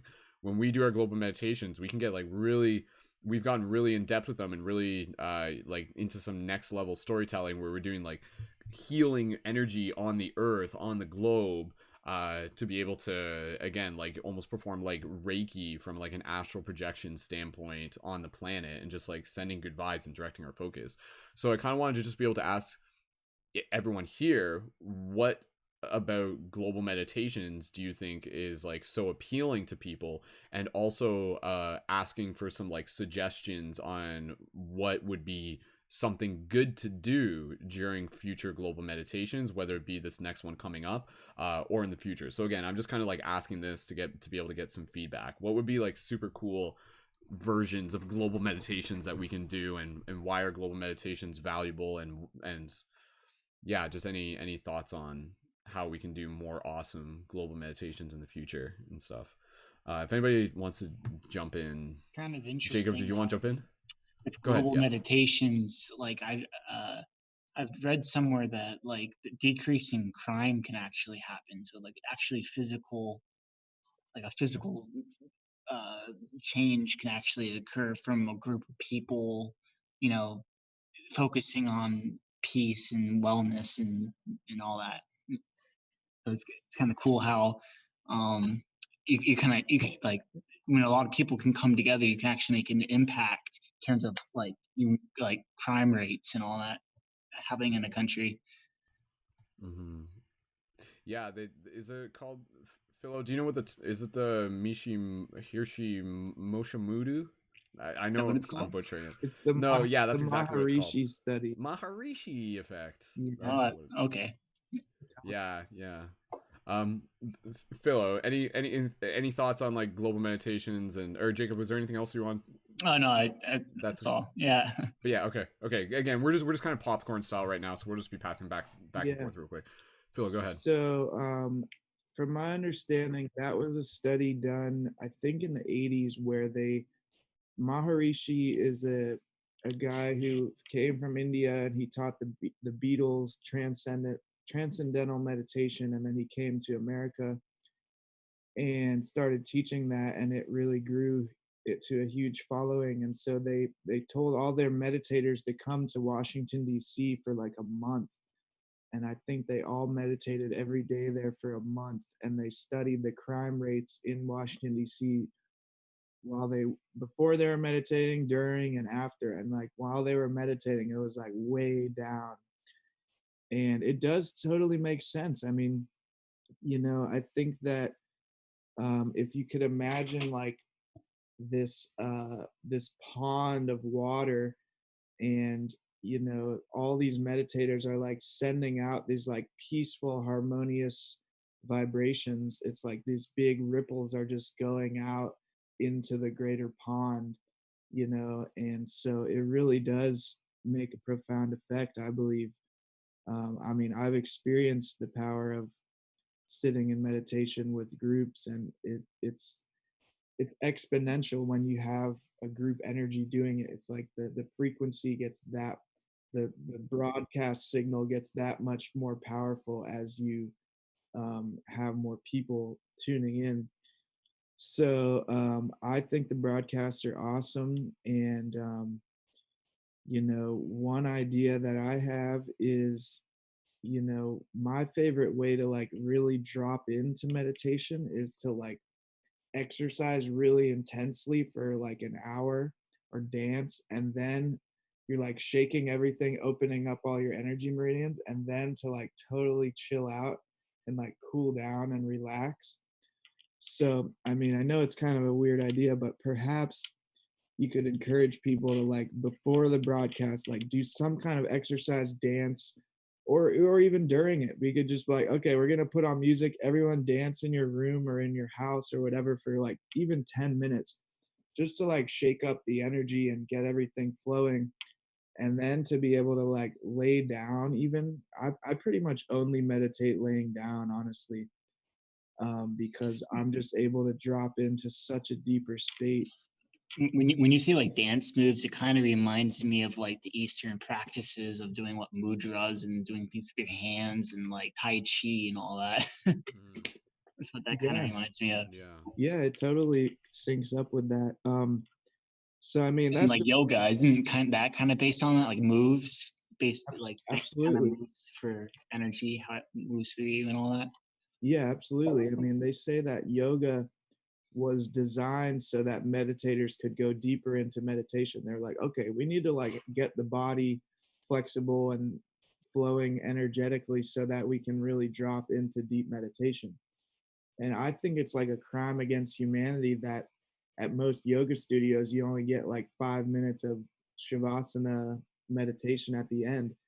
I usually stay in shavasana for at least 20 minutes, usually more like 45 minutes to an hour, because when all your energy meridians are open, you can like sink so deep into meditation. And so I think that that would be something cool to explore, perhaps with the global meditations, and specifically like Mm-hmm. progressive relaxation, where you say like, okay, we're going to focus on the head, kind of like flex your head for 5 seconds and then relax your head muscles, and then flex your eyebrow muscles for 5 seconds and then relax. Mm-hmm. And like that literally like melts your whole freaking body. It's incredible. So Awesome. that's a thought on there. And yeah, that's my Yeah, yeah. We'll just kind of there's a lot more we can dive into on that. I appreciate that, Philo, and yeah, like that's see, I agree. The movement part with the meditation, I think, is a great combination. And so again, just to create some context for those who may not be entirely familiar, so we do like these like story meditations, and they're like sometimes like 2 hours long, and we like get really relaxed and go deep into it. Other styles of meditation that I've also played around with that I actually want to be able to let people know I'm going to be resuming in 2020. It might not be in January, but at least as soon as I'm at the point where I'm ready to do them, where I'm doing the Waking Up with Wolf broadcasts. And Philo, I'm not sure if you saw I saw those. some of those. Yeah, You saw some of you those. So get them yeah, on so like Facebook. I saw you would do Yeah. like a yoga ball with the different. Right. Yeah. So like that that was really fun, and there was actually a lot of people that were like asking when we're going to be doing that again, because again, that's like me doing a broadcast. It was early in the morning on weekdays, and it would basically be like a little bit of movement and then like meditation, and then like or sometimes it would be like meditation, movement, meditation type thing to kind of like get us into that mindset and to practice focusing. Yeah, and to also be able to excuse me, to be able to practice like embodying virtues every single day, and to just kind of use that first part of the morning to tune your instrument. I think that's like a really powerful way to be able to utilize meditation. Yeah. But yeah, I just want to mention that that's definitely going to be something that we'll be getting back into the new year. But yeah, anything else related to meditation that you would like to see done during like a really cool global meditation, either be it like story or like where we might be focusing on, because again, sometimes it can get like very specific, sometimes it works when it's a little bit more general. Mm-hmm. And yeah, it just depends. I think there's so many different ways to be able to approach it. Yeah. And we don't have to talk all about it right now, but any other feedback, again, we're talking about this because we're talking about this, but I'm also like talking about it because I'm looking for feedback so I can get ideas and prepare for this Thursday's broadcast too. Yeah, two big recommendations for you to check out and everyone is two essays which I will post in the YouTube comments. They're both by Charles Eisenstein. The first one is called the Three Seeds, and it's a phenomenal story that kind of tells from a poetic perspective like the history of humanity. And so that's one to check out. The other one is also by Charles Eisenstein. It's called A Gathering of the Tribe. And both of these essays have like totally changed my life since the minute I read them. And they're both less than like a 15-minute read. So, and they both would be awesome to like kind of formulate into a group meditation.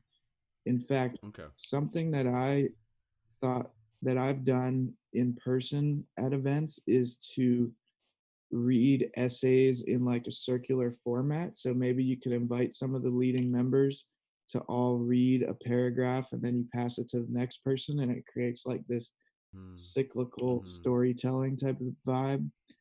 And that's pretty magical. I've done that specifically with the Gathering of the Tribe story, and they're both just next level epic. So those are my two thoughts on the story vibe. Yeah, it's good to be able to like look at other stories as inspiration.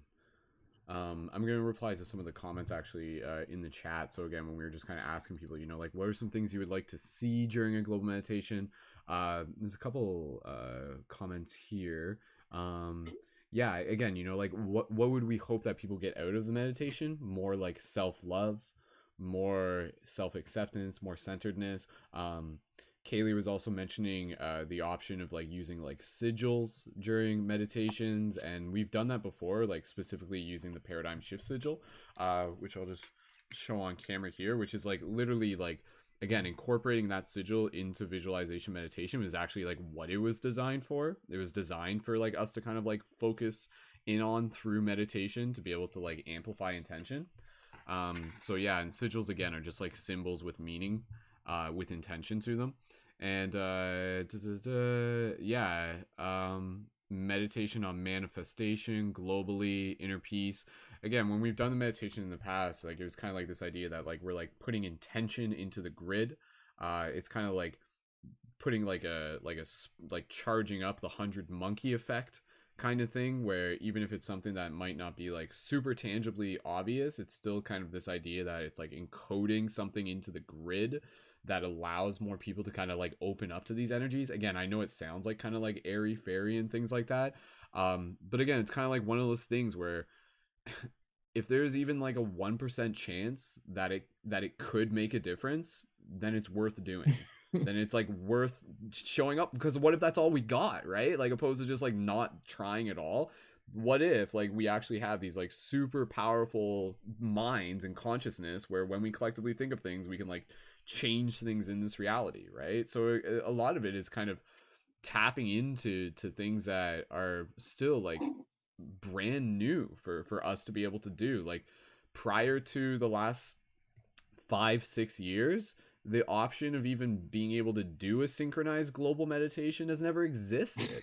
So I mean, like, what happens when we start doing more and more of that? And what happens when we're having, meditations every morning that people are tuning in for, and there's like hundreds of people, and then again, those people get kind of embodied, and then they carry that vibration with them out in the world, and then they don't accidentally like get pissed off at someone in the grocery store, or they just like bring more of that kindness. Or again, if we're doing them on the full moon, and using it to kind of like focus on like personal intentions, transformation, internal healing, embodiment, activation, all those things.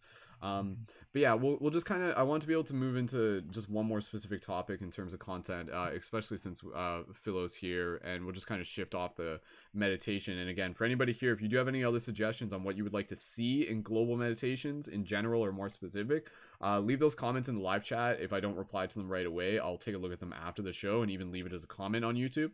But one thing I want to, again, just be able to think, like, what type of content is like the most exciting conscious content that we're witnessing right now?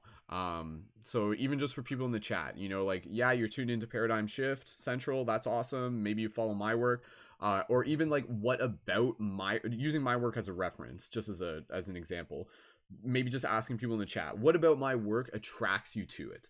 Like, you're obviously here for a reason. What about it is something that you enjoy? And tell me a little bit more about that, because then we can kind of focus more on that, and not even just my content, using any person who you follow on Instagram that you're like really into. Like, I'm sure everyone follows like 100 people on Instagram that is all creating really cool content, but I'm sure you probably have like 5 people that when they post something, you like get it, you look forward to it. You're like, oh, I wonder what they're going to post about today, right? And I think being able to develop that relationship with their audience, where the audience can literally say like, oh, I look forward to your posts, like, that means you're doing something. You're hitting a target there. But I did just want to again focus in on the theme of comedy with something that I want to talk about. And I want to again just be able to pass it over to Philo to be able to just kind of like talk, like, merging conscious themes and conscious inspiration with humor and satire is such a powerful thing. And why does that work? And how can we kind of, what could be some new ideas we could play with in 2020?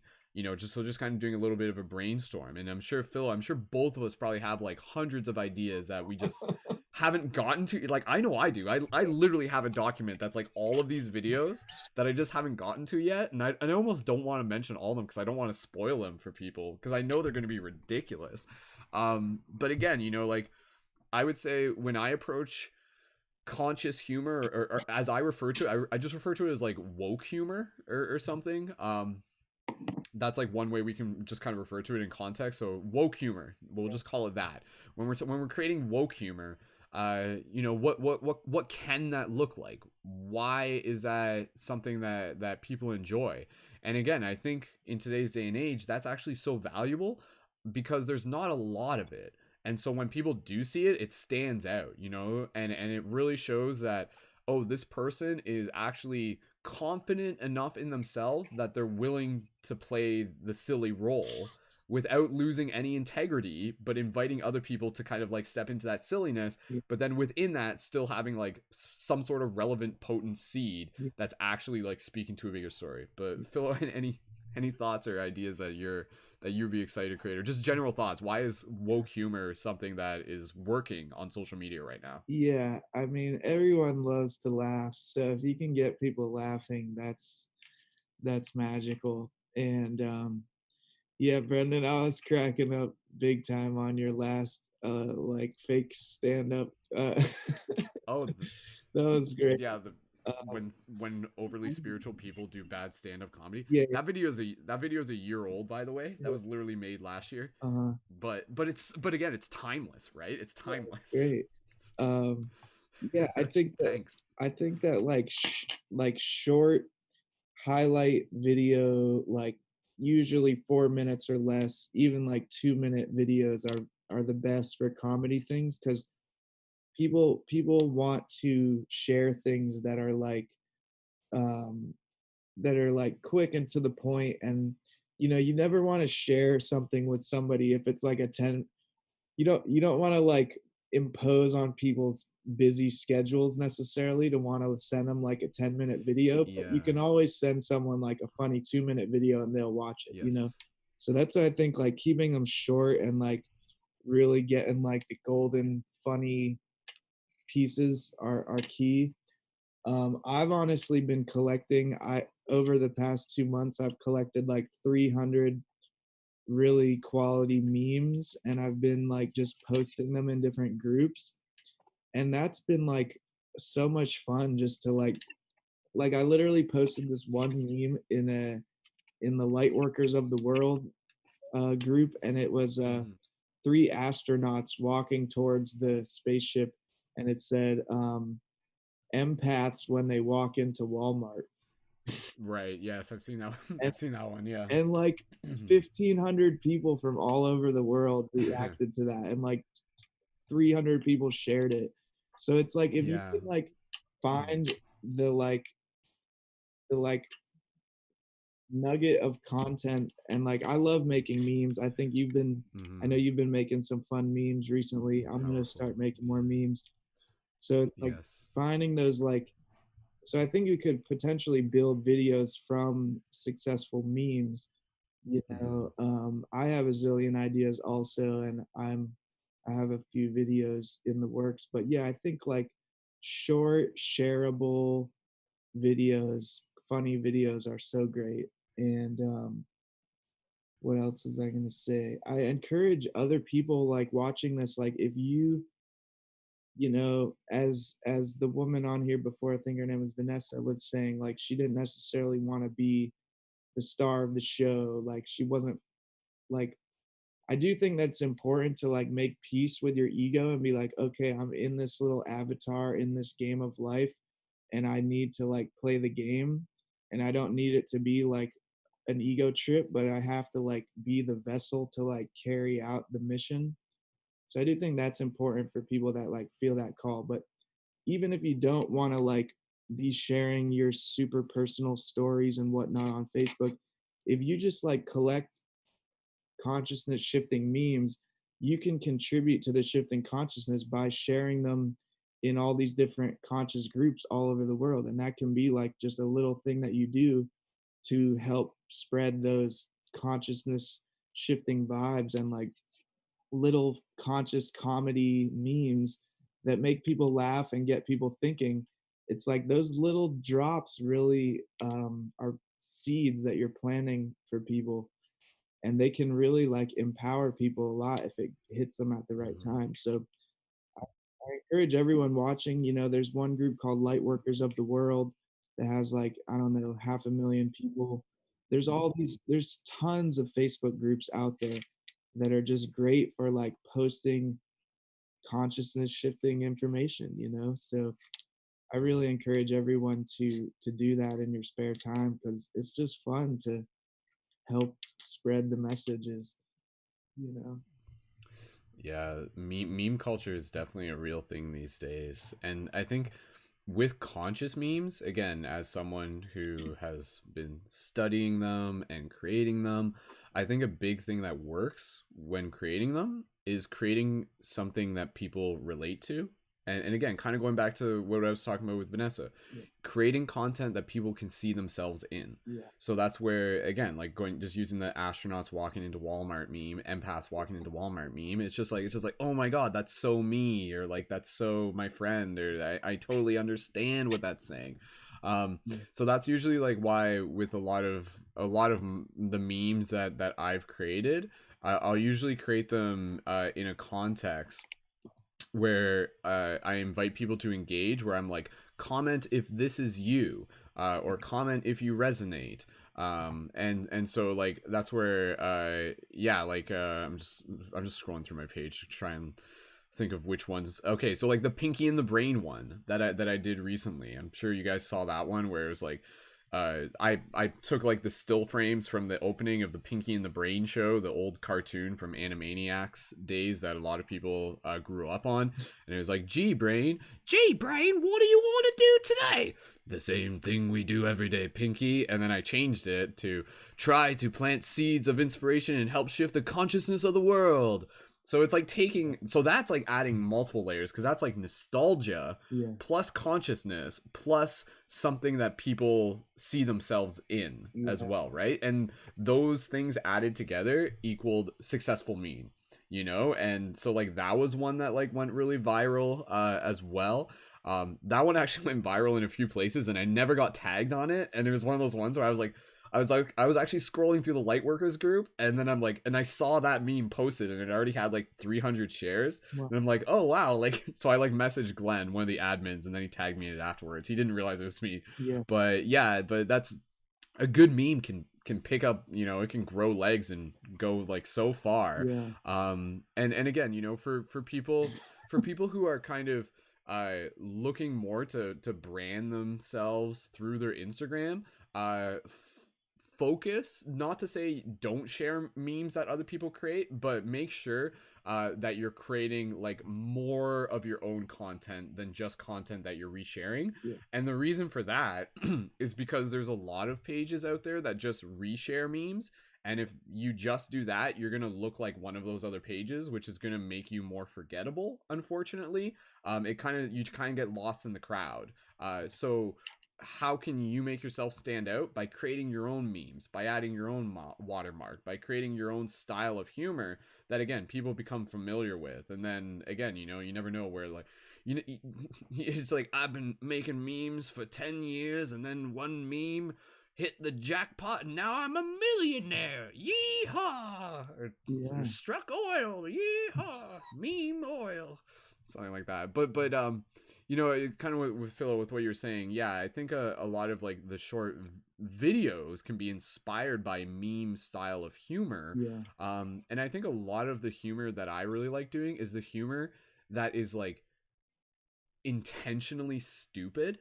Like it's like, oh my god, that's so stupid, but it's like playing off the fact that it knows it's stupid. Like, for example, like when I do like the fake Arnold Schwarzenegger videos, the name's Arnold, I'm your spiritual coach. It's like, that's so stupid. Like, but it's, I don't know, it's funny. Honestly, I think a lot of my style of humor, and Phil, maybe let me know if you relate to this, actually probably comes from like watching Mad TV growing up as a kid. Like, if you could think back, if you were to watch Mad TV now, you would realize how freaking hilarious and timeless it still is, and then kind of take that style of like, that's what they do. They're like, a lot of it's like stupid, but it's like, it's actually super self-aware, and that allows it to be stupid. It's kind of like, it's similar to South Park. So a lot of my inspiration is like, Mad TV, South Park, that type of style mixed in with my own.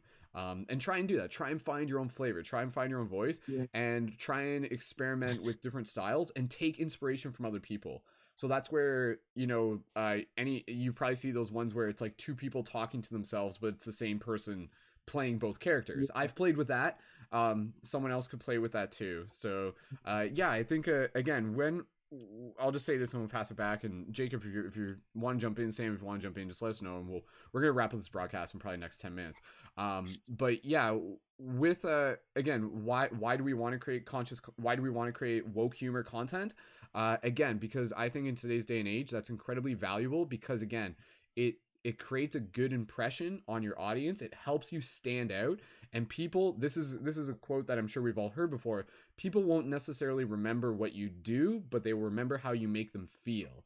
So if you can create something that makes someone laugh, that's creating value, and they're like, oh wow, like I remember that person because I remember how I felt, and I'm going to stay tuned in, and I'm going to look forward to the next thing that they post. And then again, you creating that content builds the relationship between you and your community, and it just like serves again as like a branch that helps invite people back to more of your content. Yeah. So again, by like Philo's Philo's goal is to help more people find out about his book, instead of find out about their book, instead of just creating, you know, a single video specifically about their book. They create something that is separate from their book, really, really funny, designed to go viral, and then because of that, people then find out about their book. Yeah.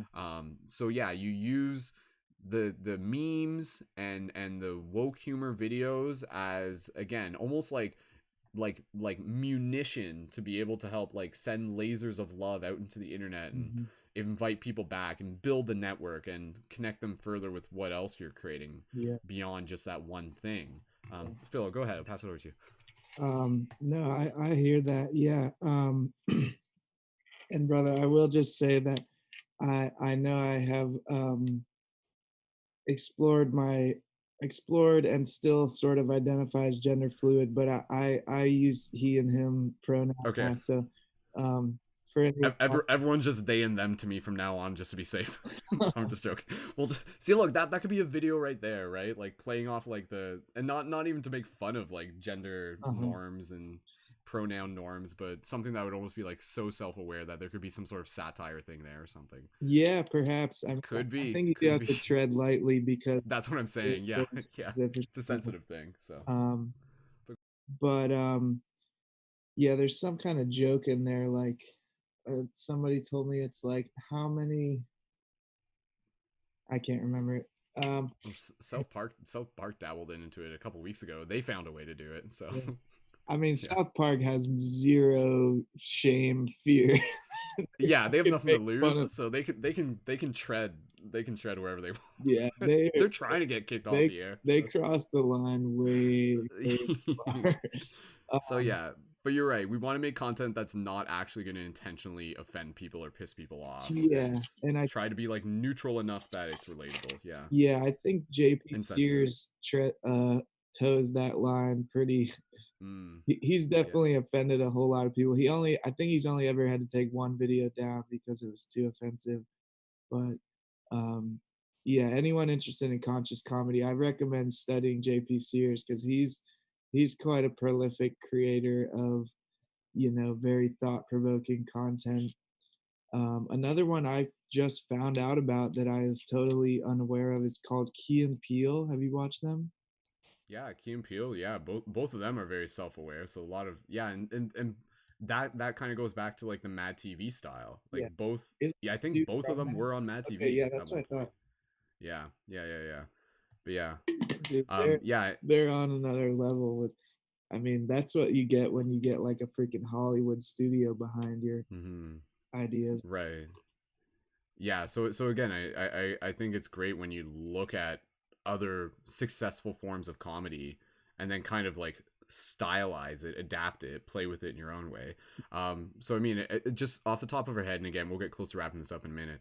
What other woke humor creators can you think of off the top of your head? And for anybody in the live chat, feel free to add your who are your favorite conscious comedians, woke humor creators? Because there's not that many. I know Kyle Cease is one.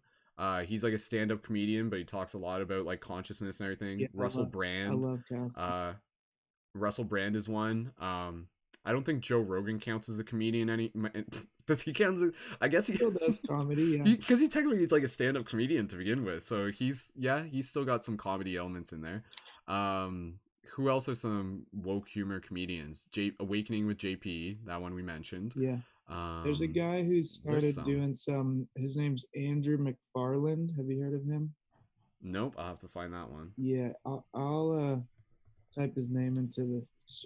He's mostly on Facebook, but he's done like some sketch comedy ones that I think they're pretty clever. In my opinion, they're a little bit too long, but you know, that's just me being critical. But he has some pretty funny. There's one called like the spiritual pickup artist. Okay. And Yeah, I've it's possible I've seen some of their He stuff. does a lot of content that's definitely not um definitely not aimed to be funny. I mean, 95% of his content is not aimed to be funny, but it's he has done a few videos that have totally gone viral on Facebook and gotten like 200,000 views or Mm-hmm. so. Uh, Mm-hmm.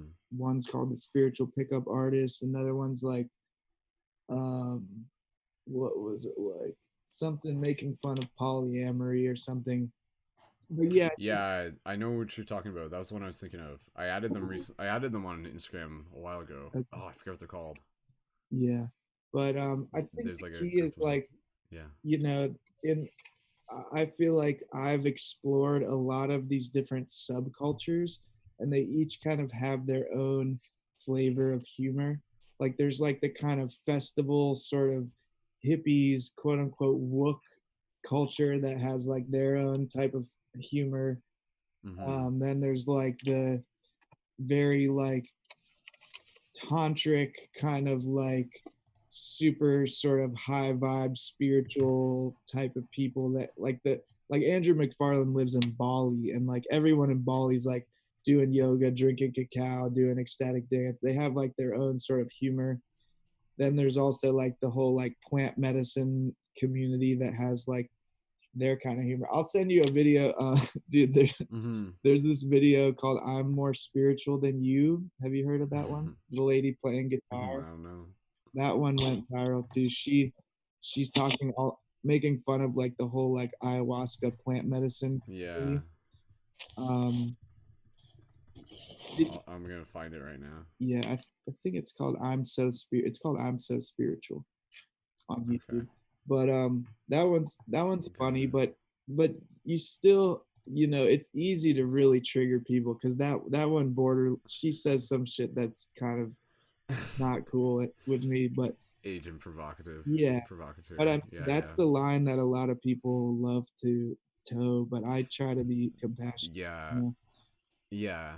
No, I agree. Yeah, because again, like it's one of those things where I think in the spiritual community we actually need that breath of fresh air where we can laugh at ourselves and not take ourselves too seriously. Because I think that's something that like the opposite of that has detrimental effects where it kind of pushes people away from the spiritual community when it gets like too rigid or too stuck in trying to be super serious all the time. Yeah. But yeah, other I was just thinking other comedians, just reading in some of the chat, George Carlin, if we're counting him as kind of like an OG woke comedian, I would say. Mitch Hedberg, I would say he was pretty woke. Like he obviously, why am I forgetting his name all of a sudden? A young man did acid today and realized Bill Hicks. Bill Hicks, thank you. I apologize, Bill Hicks. Bill Hicks would be like absolutely. Bill Hicks definitely, again, like super ahead of his time. Looking to him as inspiration.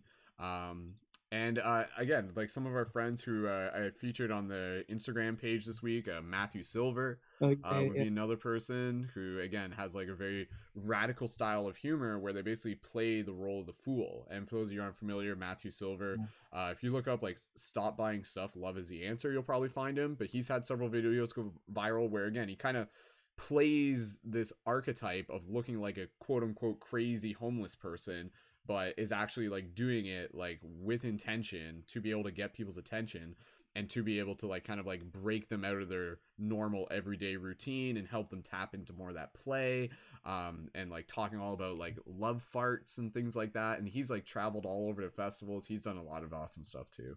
So yeah, I'm really excited, again, even Philo, just for more of us to be able to collaborate. And because I think both of us with our natural kind of like talents towards humor, it would be really cool just to see what we can brainstorm and create within 2020 in terms of woke humor. And again, and then for people to start becoming familiar with what we're creating within the Paradigm Shift Central community. And because again, within the Paradigm Shift Central community, I want people to kind of like within the community, I want us to kind of like envision it as like a conscious media production company or a conscious media co-op, where again we come together. It's like this digital space where we're working on things and we're creating content. And then for the bigger community, like what happens when they're like, oh yeah, like Philo and Mystic Spider-Man, like, oh, both those guys are they're creators within the Paradigm Shift Central, and like, oh yeah, they're really funny. Like there's a lot of cool creators coming out of that troop, if you want to, you know, call it that or whatever. But yeah, dude, I would love to. I mean, I'm excited to be able to see like what ridiculous stuff. We'll have to compare our lists of infinite ideas. So, like I said, I've got some. I don't even want to mention it right now because I don't want to spoil it. That's like half the fun with comedy is like not giving away what's around the corner. So Yeah, dude. I will just say one thought, empowering thought that has come to me is, you know, everyone's like anticipating, oh, we're heading into 2020, it's a new year. I invite people to see that like we're heading into a whole new freaking decade, like another uh-huh. 10-year window. If you just Mm-hmm. look at how much your life has changed in the last 10 years, be like, we have a whole blank slate ahead of us of 10 years. Like, what can we really, you know, gracefully bring to this planet in the next 10 years? Like, that's a pretty epic space to meditate from. Yeah, I agree.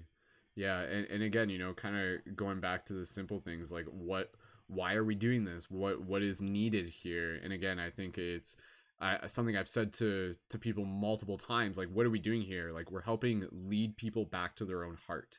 Is the simple way that I like to put it, you know, and with that it kind of implies like the opening up to more of like an ancient remembrance of spiritual awareness, kindness, compassion, creativity, self-empowerment, you know, shifting out of the old paradigms of living as an automaton, and you know, having that permission to like follow our dreams and connect with other amazing people who are here to help change the world. So yeah, and again, you know, what we're doing with creating content is so important because content is our story. Our media is our story. Like the social media platforms are kind of like the modern day temples or something like that, where we come to like share our stories and recount the bigger story that is happening right now. And I think inviting people to see the bigger story of this shift in consciousness, but also the call to action to invite people to be, you know, shifters, light workers, light guardians, Jedis, whatever, and then to like see themselves in that role, to be able to be like, yes, I'm a part of the story. Yes, I am making a difference. Yes, I am creating. And then again, just kind of rippling this out over the course of the long-term game. Like that's always been the thing for those of you who again may be new to this project. Like a big thing that's always been important to me has been like creating paradigm shift with the vision that has actually spanned over the course of decades. And so now, like, we're actually coming to the conclusion of the first decade of paradigm shift as we get ready to move into the next decade. So it's like, you're right. Like, where do we want to be by 2030? And kind of going into what we had talked about before, back when we were talking on the 11/11 broadcast, or just before that. I'll just say this, and again, then we're just going to wrap up the broadcast with some closing thoughts in a minute. But basically, with the work that we're doing and the seeds that we're planting and the content that we're creating and the leadership that we're facilitating in our community and bringing more people together and doing free hugs and evoking synchronicity, we're getting things to that point where if you were to do a consensus on the street and go up and like survey people and be like, hey, are you aware that you're a spiritual being in a physical human body? If you were to ask that survey by the end of 2030, let's aim for the objective that like 50% of the people would say yes, if not maybe more than 50%. Whereas right now, if you were to kind of prompt that, not that specific question, but you know what I mean, right? Yeah. If you were to prompt something like that, most people would be like, I don't know what you're talking about. You know, like it would be right now. I feel like we're kind of, if you were to ask 10 people, I feel it would be maybe like probably like 3, maybe 4, and that's the thing, we're kind of moving up. But back in the day, 10 years ago, it would have been like 1. You know, if you were to ask 10 people if they knew about lucid dreaming, or they knew about multidimensional reality, or they knew about law of attraction, it would be like 10%. Even less than that would be able to be like, oh, I know what you're talking about. But now, because you know, what we're talking about is becoming more mainstream, because we're creating our story, because social media is allowing us to do this, let's work towards that objective by holding each other into that, inviting each other into that space of that conversation and that education, so that by 2030 that will be our target, to aim for 50% of the people being aware of their own cosmic identity. And then knowing that out of that, the ripple effect of that is, again, like the solution is to know thyself. Yeah. And out of that awareness of knowing thyself, that's where we create the global impact, the shift in our relationship to our environment, the changing the way we eat our food, we, like we live, we spread kindness, we create, we educate. So keeping it simple, I'd say that's something that we're working towards. And again, every day we post a meme, we post a video, we post something that people can relate to. It helps them integrate more of that into something that is just an everyday part of their life. Yeah. And it becomes like a part of their perception, their paradigm shift. Yeah.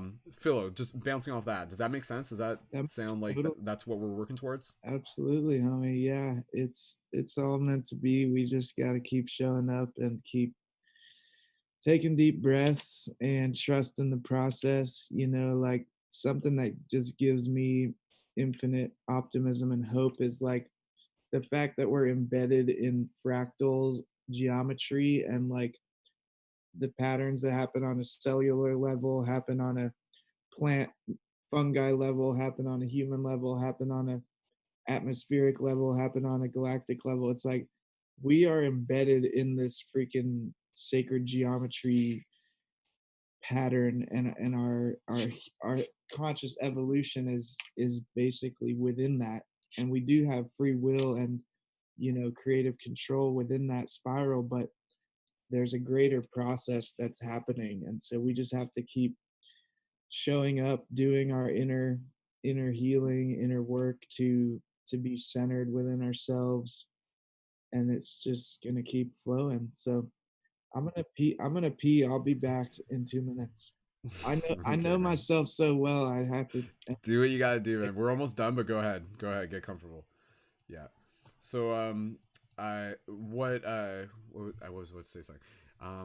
Yeah, I'll say this, but it's okay. Philo doesn't need to be here, but even though I'll reiterate it again. But again, like with everybody here, like what we are doing in addition to creating content and all that, again, we're building a team, we're building community, we're building relation, and that is like super super valuable. We're creating that network where we can support, where we can share, where we can inspire, where we can come together.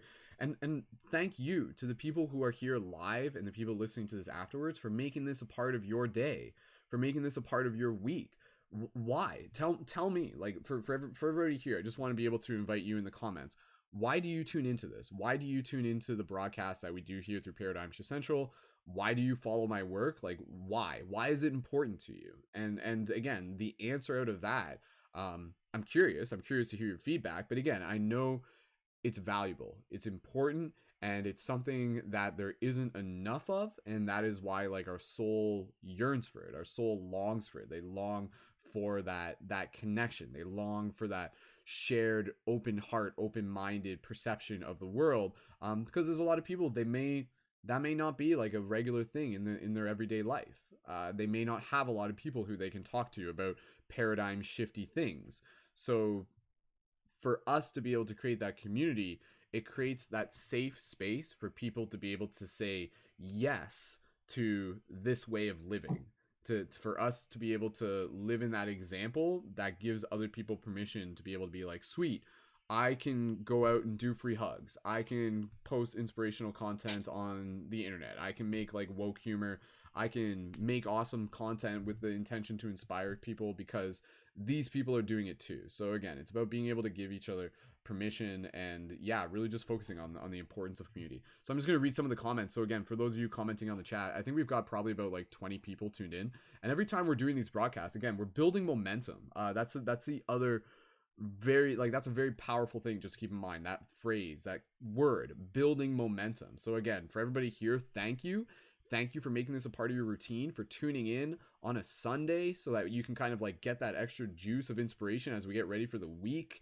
And yeah, just thank you for just like being able to create this space together as a team. So I just wanted to be able to read some of the comments. Kaylee says, because you bring beauty and life back into our souls when they have been lost in perpetual darkness. Thank you, Kaylee. Again, you know, that idea of like being a beacon of hope. Not to say like, oh, like we're like trying to be like the salvation for people, but again, by being able to just like be something that, again, kind of what Philo was saying, where it's like you look at the news today and it's all like doom and gloom. Let's be our own news. Let's be our own source of inspiration and stories, and let's tell stories that are going to inspire people. Astralis says, I'm a new follower from Instagram, just felt a sync, and I've been looking for networks and media or productive groups. Awesome. There you go. Right. So again, I think with what we were doing through Paradigm Shift, not to say that there isn't anything else quite like it out there. I'm sure there is. I know there's other communities in different styles, and I think that's great that there are so many communities out there. But again, I know kind of like each one's kind of got like a unique flavor to it. And I do think that what we were doing here with Paradigm Shift, with it really focused around the conscious media production, is actually something quite unique. So again, I know there's a lot of value in there. Australia says, I stayed because I admire the goals and the attention to your structure. Plus, it's been fun. Awesome. Well, Astralis, thank you so much. If I'm pronouncing your name properly, Astralis Ren, thank you so much for joining in, and welcome. And thank you for like being a part of the community. And all right. So if there are other comments, again, just please feel free to leave those in the comments in the chat, and we'll get back to those. But again, I appreciate everybody being here, and again, everybody just like coming here, inspiring each other, moving the story forward, building up momentum. And again, as we do this, like, what's Paradigm Shift going to look like in the future when our team Instagram page has like, you know, like 1 million people on it, and we're posting awesome content, and we're like creating huge ripples and doing global meditations and have an awesome network and helping like uplift other creators so that they can do more of what they love as a living as well. So yeah, that's part of the vision. And again, it takes time, takes patience, but it's valuable, and it's serving in some like incredibly powerful ways that are creating ripples that are expanding like beyond, like literally like generations ahead. Like we're talking years. Like again, we have to kind of think like years ahead. So we're like, that's the thing, like we're shifting culture, we're shifting the paradigm of culture, and that happens individually inside, but then it happens through our social media, and then it happens through our action in the community as well. Okay, I want to close things up and wrap things up. Sam, Jacob, did you guys have anything you wanted to add in terms of like with what Philo and I were talking about in terms of like social media and things that you would get excited about seeing, or things that you would think would be of value for the community that we can create in 2020? Jacob, did you want to jump in with any thoughts, feedback? I agree with a lot of you guys, like of what you guys said, like especially about the comedy aspects, because I don't like to be too serious. So that's always nice to have some jokes in there. Yeah, I was gonna agree with that too. I mean, I think like that's a big thing that we're trying to bring to what we're doing is like holistic health and humor, and how can we bring those together, and so yeah, so I think that that's like a new place that I haven't really seen this topic like going into. It's always really been about being serious and countering what's happening in society, and like now it's like, since more and more people know about these topics now, it's like just we can kind of start enjoying the paradigm shift as it's happening instead of being Very so much serious so. all the time. Yeah, I just want to just give a quick shout out to our friend Parker Raymond Webb, friend of Philo, who was on one of the open mic jams that we did. And I'm just mentioning that because, Sam, did you ever see Parker's video of the vegan planet? And it's like a music video all about like kind of like being vegan, but it's also like kind of funny and tongue-in-cheek and stuff too. It's called Planet. I don't think so. Planet Vegan. Yeah, check it. Yeah, it's on the Paradigm Shift Central website. If you check it out there, you'll find it under one of the shift entries. But yeah, I'm sure, honestly, like something like that would be something that you could reshare through your Haven for Humanity Facebook page. I'm sure it would be something Awesome. right in line with your audience. But yeah, so cool. Cool. Okay. Yeah, let's pretty much just wrap up this broadcast. Again, there's always more to talk about, but we'll save it for another time, and let's get ready to close it off and rest and get ourselves ready for the week. Leading members, if you are around, again, join us Monday at 11 a.m. Eastern Standard Time to join in for our off-air work period, our scheduled work period. So if you want to join me, Sam's going to be there, plus any other leading members. Please feel free to join in, and it will just be through the Discord chat, and we may be on the voice chat as well. I'll be working on things for the Instagram page during that time period, and any other stuff, but I'll be available if you want to bounce some ideas back and forth off me. So just passing the talking stick around the circle one last time to close off with any gratitude, and yeah, just quick recap. If anybody here is looking on getting further connected with the community, I would highly recommend connecting to our team Instagram page if you haven't already yet, which is again instagram.com/Paradigm Shift Central with some periods between Paradigm and after Paradigm and after Shift. So there's 2 periods there.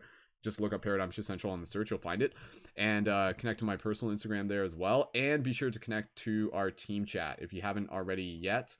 And again, the link for that is through the video in YouTube. And you can also find it, if you just go to paradigmshiftcentral.com, you can also connect right to the team chat through there. And again, if you're interested in supporting the project, but also being able to help be a contributor as a leading member, then be sure to check out the Patreon, and you can sign up there as well. And I'll be doing a lot more work with the Patreon this month to be able to help us reach our goal of 200 supporters by 2020. And again, you can subscribe to us on Paradigm Shift Radio on iTunes and check out more at thequestitemshop.com. If you're a Patreon supporter, you get a discount there. And be sure to just explore more of the website. And again, just be sure to just join us in the Discord chat if you're looking to connect further, or send me a direct message on Instagram or Facebook. And if you have any questions, just let me know. So we'll just go around the circle one last time just to be able to express some gratitude, and we'll finish this off. So again, thank you, expressing my gratitude to everybody for being here, for being a part of this broadcast. Please continue to let your friends know about it. If you want to invite them, Sundays, 7 p.m. Eastern Time is when we're live. Share the link afterwards, share the Facebook, comment on my Instagram. You know what to do. It's super appreciated. Other call to action, keep an eye on the Paradigm Shift Central team Instagram page. When you see posts going up there, comment, like, share to your stories, and tag Paradigm Shift Central on the Instagram. That is super helpful. And again, doing that helps us build the entire platform for all the creators, and we're working towards our goal of reaching 10K as soon as possible. And so keep an eye open for that, for a lot more awesome stuff coming your way. And again, just thank you so much, everyone, for being here, for supporting each other, and for doing the little things that make the big difference, and for following your heart, and for singing your song. So to all the shifters out there, thank you. All right, passing the talking stick around. Whoever, Jacob, any gratitude you want to express, or just closing thoughts you want to express before we wrap up this broadcast? Go ahead. Yeah, so I know I was kind of busy this broadcast, but I'm very grateful for you guys, and glad to have joined you guys and kind of listen while I was studying. So awesome, thank you, Jacob. Happy to have you here, dude. And again, Jacob, I'm looking forward to, like, once we, maybe over the break, once school's not a primary thing for you, just to be able to have you in on the brainstorming process for some meme creations and some woke humor and things like that. So yeah, sounds good. Cool, man. All right, Philo, we'll pass it over to you. Any closing thoughts and gratitude? Go. Yeah, this has been really awesome. All these ideas for spiritual comedy are coming to me. That's usually what I call it. Just, I like that terminology, but all these different ideas for videos are coming to me, and things I've had in the past are like coming back to me. So it's amazing, like when you get into this group synergy, it is, I say synergy is where 1 + 1 = 11. So it's like all our energy comes together, and we create like this vortex where people get new ideas and new inspiration, and it's beautiful. So I would love to connect with anyone who's been watching this or been a part of this. You can find me on Facebook, Philo Lila, PHILO space LILA. I also just started an Instagram, so please follow me on there, making pretty much daily videos. I'm also really passionate about making music. I really love conscious music, and if you check out my website, teampachamama.net, that's where I have a lot of the chapters from my books as like blog posts, and on there I have like lots of links to different conscious artists like Trevor Hall, Amber Lily, Ayla Nario, Lila June. Like those are just few of my favorite artists. And then I also make my own my own music. Excuse me. This is my album called Evolution in Motion. It's pretty fun. It's on Bandcamp and YouTube and stuff. I'm working on a new album. I forgot to mention that earlier. Because really, like, of all the things I love to do, singing is probably at the top of the list. My voice is kind of raspy right now, but like that puts me in such a state of gratitude and happiness. And so, yeah, if you're interested, please check out my music, my YouTube channel. Been making videos for like 10 years. Got like 500 random fun videos on YouTube. So yeah, thank you everyone, and let's keep this energy flowing and growing into 2020. Awesome. Thank you again, Philo. Happy to have you here. Sweet. All right, Sam, passing it over to you if you're still there. Yeah, I'm here, man. Yeah, thank everybody. Thank you all for doing what you do. I love being a part of these group broadcasts, and I love that terminology, group synergy. It definitely does something when you put a bunch of people in a group with positive energy like this, and just trying to learn from each other. So yeah, really grateful for the community, for all the people that are on the broadcast, people that aren't on the broadcast, people that will be listening to this, just really grateful for everyone making positive change out there, and trying to be a part of the solution, and in whatever way in their lives. So yeah, thank you all very much. Very grateful. Awesome. Wonderful. All right. So with that said, we are ready to conclude this broadcast, go get some rest, and get ready for an exciting week ahead of us. Obviously, we're broadcasting on Sunday. For those of you listening to this in the future at any point, just sending you so much love and support through this broadcast to everyone. Thank you for showing up. Thank you for being here as a part of the team. Thank you for adding your energy. Reminder, keep an eye open for information about global meditation that we'll be doing on 12/12. I'll be working on that this week.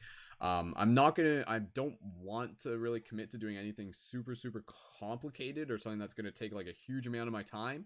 But I do want to be able to do something. So keep an eye open for that, and you'll find it posted through my Instagram and my YouTube as well. So if you aren't subscribed to YouTube, youtube.com/SkullBabylon, make sure that you find me there, and Instagram.com/Mystic Spider-Man as well. So yeah, we are ready to conclude this broadcast. So thank you again for everyone for being here. Be sure to check out more at ParadigmShiftCentral.com. Order some shift buttons if you want to get those. Get some light guardian crystals. Sign up on the Patreon. Connect to the team chat.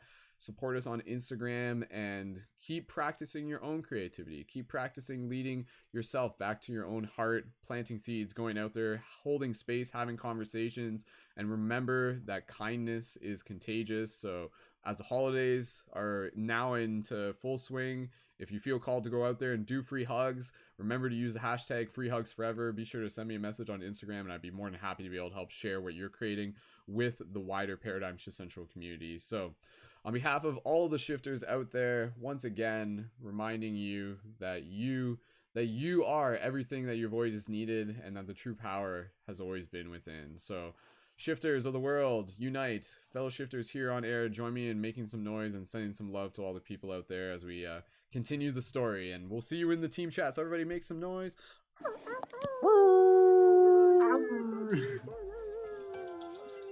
All right. Thank you again, everyone. Much love, and we'll see you in the future again.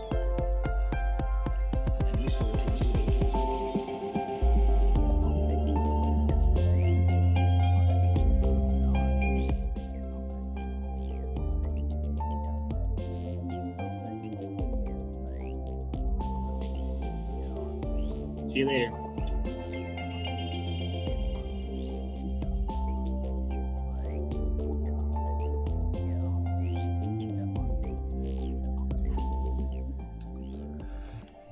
Special thank you to Danny Leonardo, whose music is featured at the beginning and end of this broadcast. Be sure to check out more of Danny's link in the YouTube info below. Thank you, Danny.